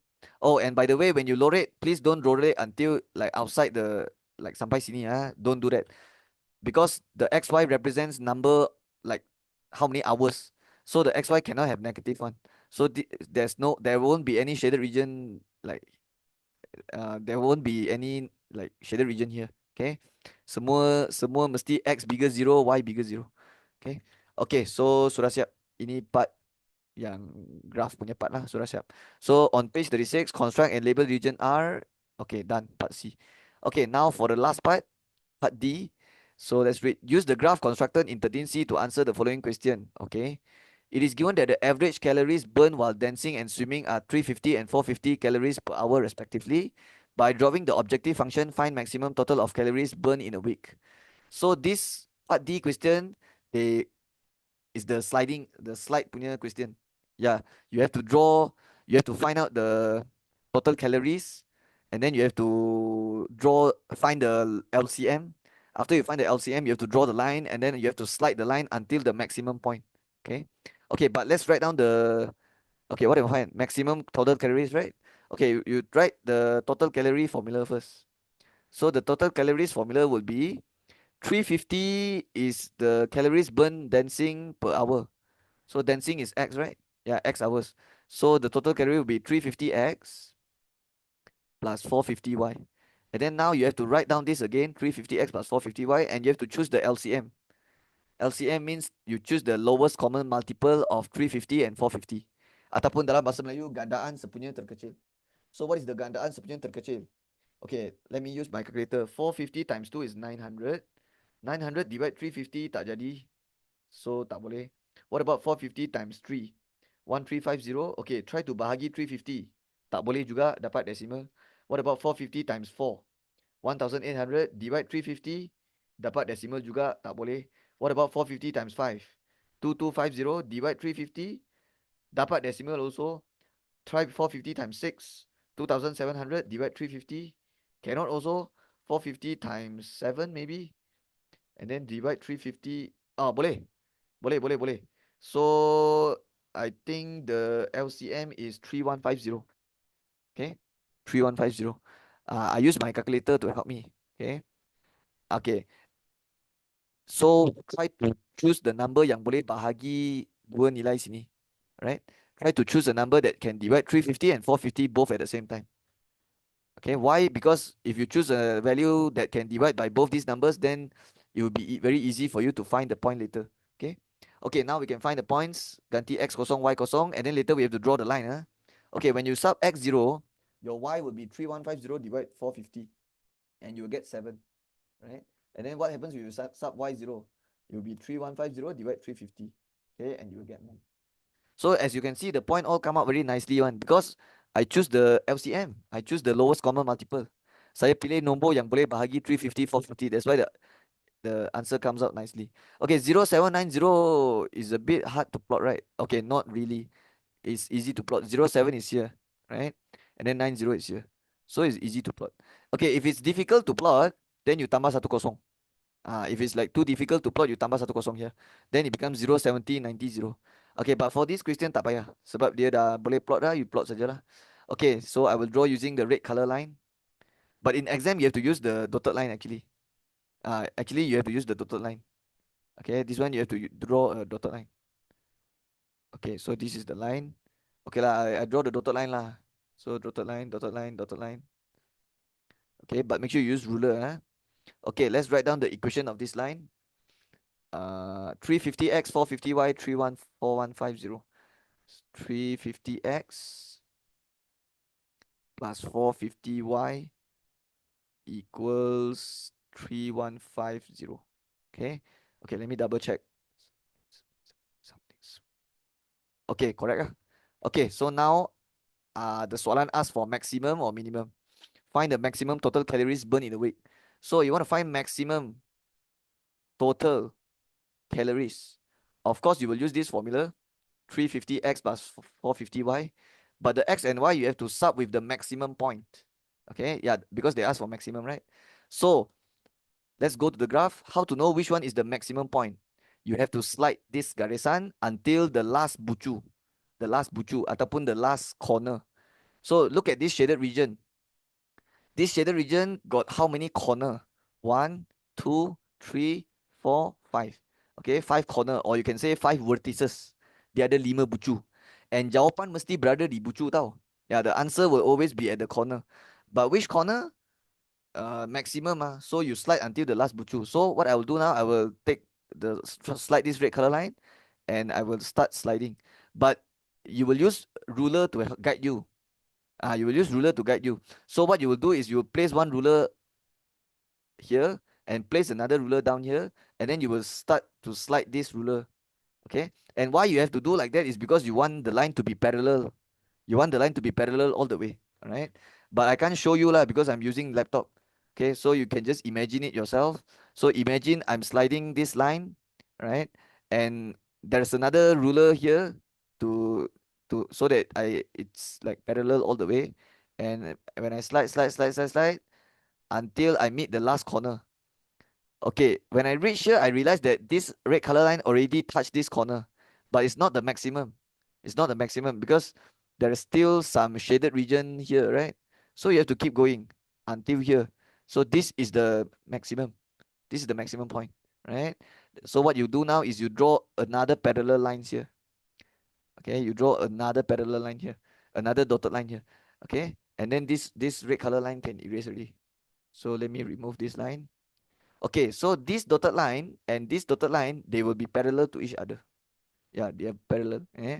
And then now what I can do, I can record this point. So let's read the point, 10, 10. So this is the point that I will use. This is the point that I will use to find the maximum total calories. Okay, now I can tekan, then I will get the answer. 350 times 10 plus 450 times 10. Okay, I got 8,000. Okay, this one tak ada unit lah because it's calorie, right? So 8,000. Okay lah, you can write calories lah. Just write calories. Okay, calories. Okay, so itu unit dia lah. So sudah siap? Okay, let's continue. Alright, so this is the last question I will do. Number 14. Okay, number 15 I won't do. That one is kinematics. Okay, so let's finish this question. This is index number from 4 chapter 10. Okay, let's read. Table 2 shows the information about 4 ingredients used to produce a jar of sweets. So PQRS are all ingredients to used to produce a jar of sweets, right? So they says here is change of price index from the year 2020 to the year 2022. So kalau dia bagi tahu berapa increase berapa persen, decrease berapa persen, it means you can find the price index, the I. Okay, so you can find the I for what year? 2022 based on 2020, right? And if they say increase 10%, 110, 30% increase 130, no change means 100, decrease 10% means 90. Okay, kalau increase you ambil 100 plus, kalau decrease you ambil 100 minus. Okay, okay, so this is the price index. And remember, kalau dia kata 2020 to the year 2022 means 2022 duduk atas, 2020 duduk bawah. Okay, we always put the newer year dekat atas. Okay, tahun yang lebih baru kita letak atas, tahun yang lama duduk bawah. Okay, What about this? Price index in the year 2022 based on 2018. So, siapa duduk atas, siapa duduk bawah? 22 atas, 18 bawah. Because 2022 is the tahun yang baru. 2018 tahun lama duduk bawah. And this one they already give me the exact value. Okay, but I realized this one they never give they never give you completely. They give like 100 plus 3M. So later confirm they will ask you to find M one. And then weightage, this one is the W weightage 7724. Okay, now I can read the part A. So A1, okay, I should do it. I'll just do it here lah. Okay, so the A1 says calculate the price of ingredient P. Okay, they got if they got mentioned P means later you can only tengok baris ni saja. Right? If they mention Q, then you tengok Q saja lah. Okay? Janganlah kalau dia mention P, you pergi tengok Q. Then salah lah. Okay, so calculate price of ingredient P in the year 2018. So they're asking you to find the price in 2018. If the price in year 2022 is 12 ringgit 10 cents, so the P22 price is 12.10. So which formula you will use? The price index formula lah, the first formula. Okay, so in price index, the formula for price index is price bahagi price times 100. Okay, uh, in this chapter there's only like 3 formula.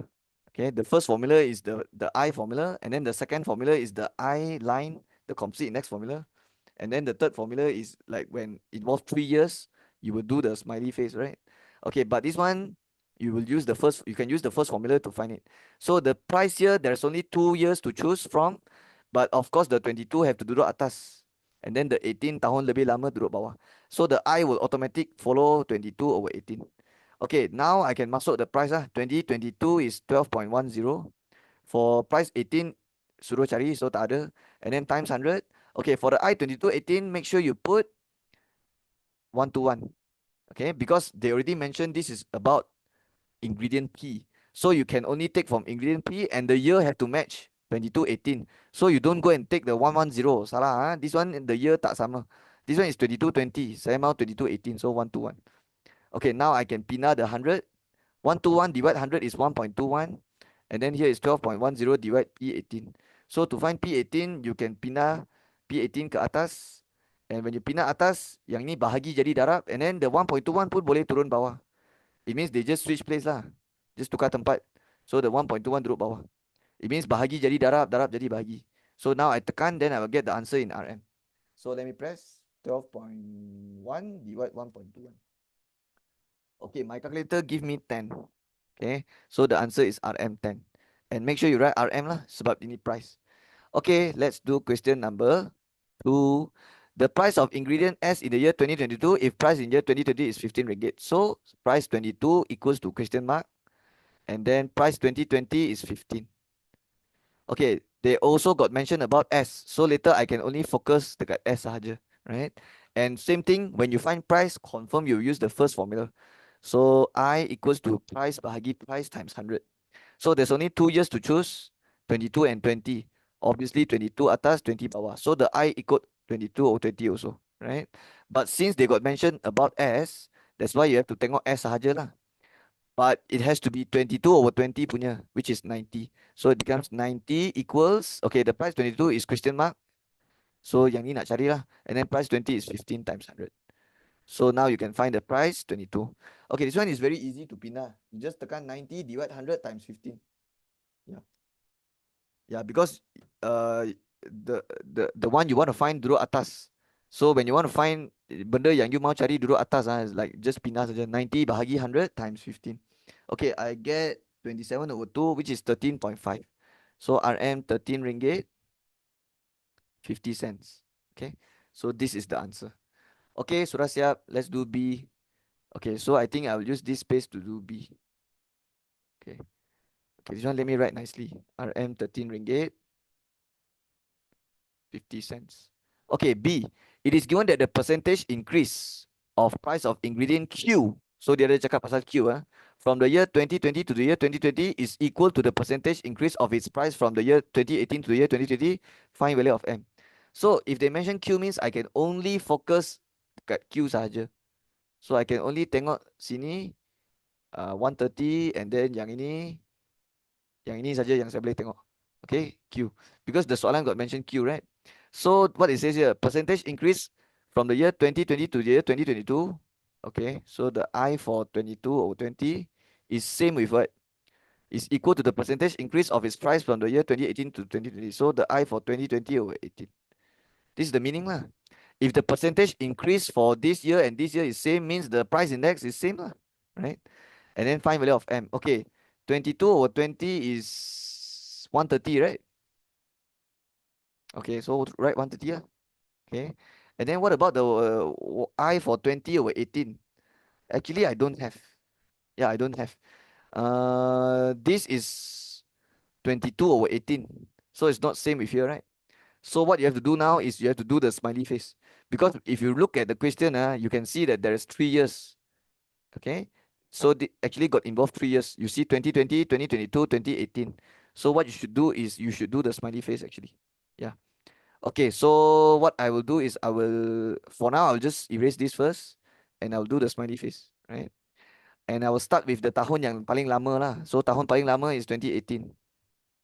Followed by 2020, followed by 2022. And the 20 over 18 just now, sorry, the 22 over 20 is 130. Okay. And since they say 22 over 20 and 2018 sama, so this will be 130 also. So yang bawah sini mesti apa? 2218 dia cakap sini is 100 plus 3M.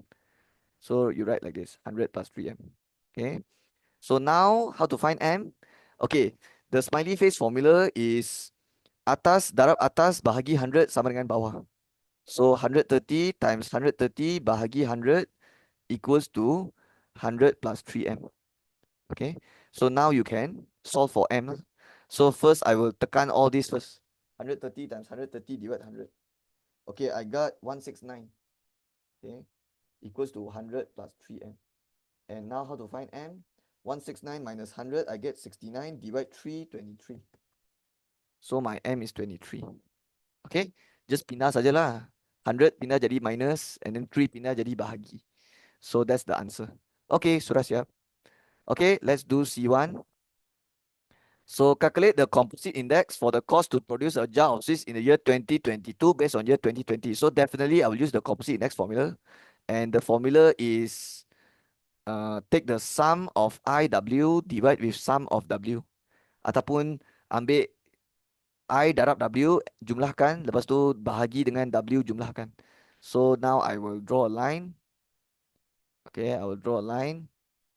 And then I will masuk semua information lah. Okay, so I darab W. But you have to make sure the I punya tahun it has to be 2022 based on 2020. Because I'm finding the composite for 22 over 20. It means I'm finding the average price index for 2220. So the I also saya kena ambil 22 or 20. So let's go to the table. Ada tak 2220? Yes, ada yang ini. You jangan ambil yang ni You ambil the other one then wrong deh. So you have to ambil yang ini darab dengan weightage macam ni. So 110 times 7 plus 130 times 7. And then the next two is what? 110 times 7 plus 130 times 7. 100 times 2, 90 times 4. 100 times 2, 90 times 4. 100 times 2, 90 times 4. Divide with total weightage, 7 plus 7 plus 2 plus 4. So you will end up with 14, 18, 20 here. And then yang atas tekan calculator, 110 times 7 plus 130 times 7 plus 100 times 2 plus 90 times 4, 2240, divide by 20, which is 112. So that is the answer for C1. Okay, now we continue with C2. The cost to produce a jar of sweets in the year 2020 is 30 ringgit. So this is the cost to produce one jar of sweets in 2020. It is given that the total production cost in the year 2022 is 263,222.40. Wait, why so big difference one? Total production cost in the year 2022. Okay, this one is 2020. Dia punya cost 30 ringgit. But why 2022 the cost suddenly become like 200,000 lebih? This one is 30 ringgit saja, right? Okay, I think I know why. It's because this one is the cost for one jar, like a jar, right? This one is like total production cost. So maybe this one is like for many jar, like banyak jar. That's why like the value so big. Okay, tak apa, kita baca dulu soalan. Total production cost 2022 is this one, okay? And the selling price of a jar of sweets in that year means in 2022 lah. Okay, in 2022 is 40 ringgit. So determine whether a profit of 400,000 is achievable in the year 2022. Give your justification. So I think I have to find my own profit. Yeah, I have to find myself the profit and then check whether my profit is more than 40,000 or not. If more than 40,000, then I cakap achievable lah. Dapat dicapai. Tapi kalau tak lebih ni, then tak dapat dicapai. Okay, so how to find my own profit? Hmm, let me think. So I have the cost to produce one jar in 2020, which is okay. I'll use C to represent cost. So the cost is 2020 is 30 ringgit, right? So can I find the cost in 2022? Yes, right? Yes. But when you find the cost in 2022, this is the cost to produce one jar of sweets in 2022. It's not same with this. This is the cost to produce like banyak jar, like the total production cost. So this is not for one jar. Okay. Okay, but let's find for one jar first, and we can use this I to find it. Yeah, because this cost is the cost for jar of sweets, right? It's not for ingredient PQRS. So you can use this formula. And kebetulan you have the composite index already. So 112 equals to the cost for 22 over cost 2030 times 100. So you can find the cost for 2022. Calculator 112 divide 100 times 30. Saya dapat 33.6. That means the cost for one jar in 2022 is 33.60. But the total production cost is this. So boleh tak saya cari number of jar? Yes, right? I can find the number of jar. Because this is the total production cost. 263,222.40. This is the total production cost. But one jar punya cost is just 33.60. So when you divide, you will get the number of jar. So let me press calculator. 263,222.4 divide answer. So I get 7834. So this is the number of jar, but that's not what they want. They're asking for profit. So how to find profit? Okay, they say the selling price of jar in that year is 40 ringgit. So can I take 40 ringgit times 7834? No, cannot. Because to find profit, the other formula tau. So what is the profit formula? The profit formula is equals to selling price. Okay, selling price minus cost. Okay, selling price minus cost. So the selling price is 40 ringgit. But the cost is 33 ringgit 60 cents. So the profit will be what? It will be 40 in 2022, right? The selling price in the year 2022 is 40 ringgit minus with the cost in 2022 33.6. That's how you get profit. 40 minus 33.6. 40 minus 33.6. And when you minus like that, you will get the profit for one jar, right? But there's 7,834 jar. So the total profit is like you have to minus already and then times with 7,834. This is how you to find the total profit earned in that year, in the year 2022. So let me press 40 minus 33.6 and then answer times 7,834. So I got 50,137.6. So RM 50137.60. And what is this? This is the total profit, the total untung dia. So untung dia total is this.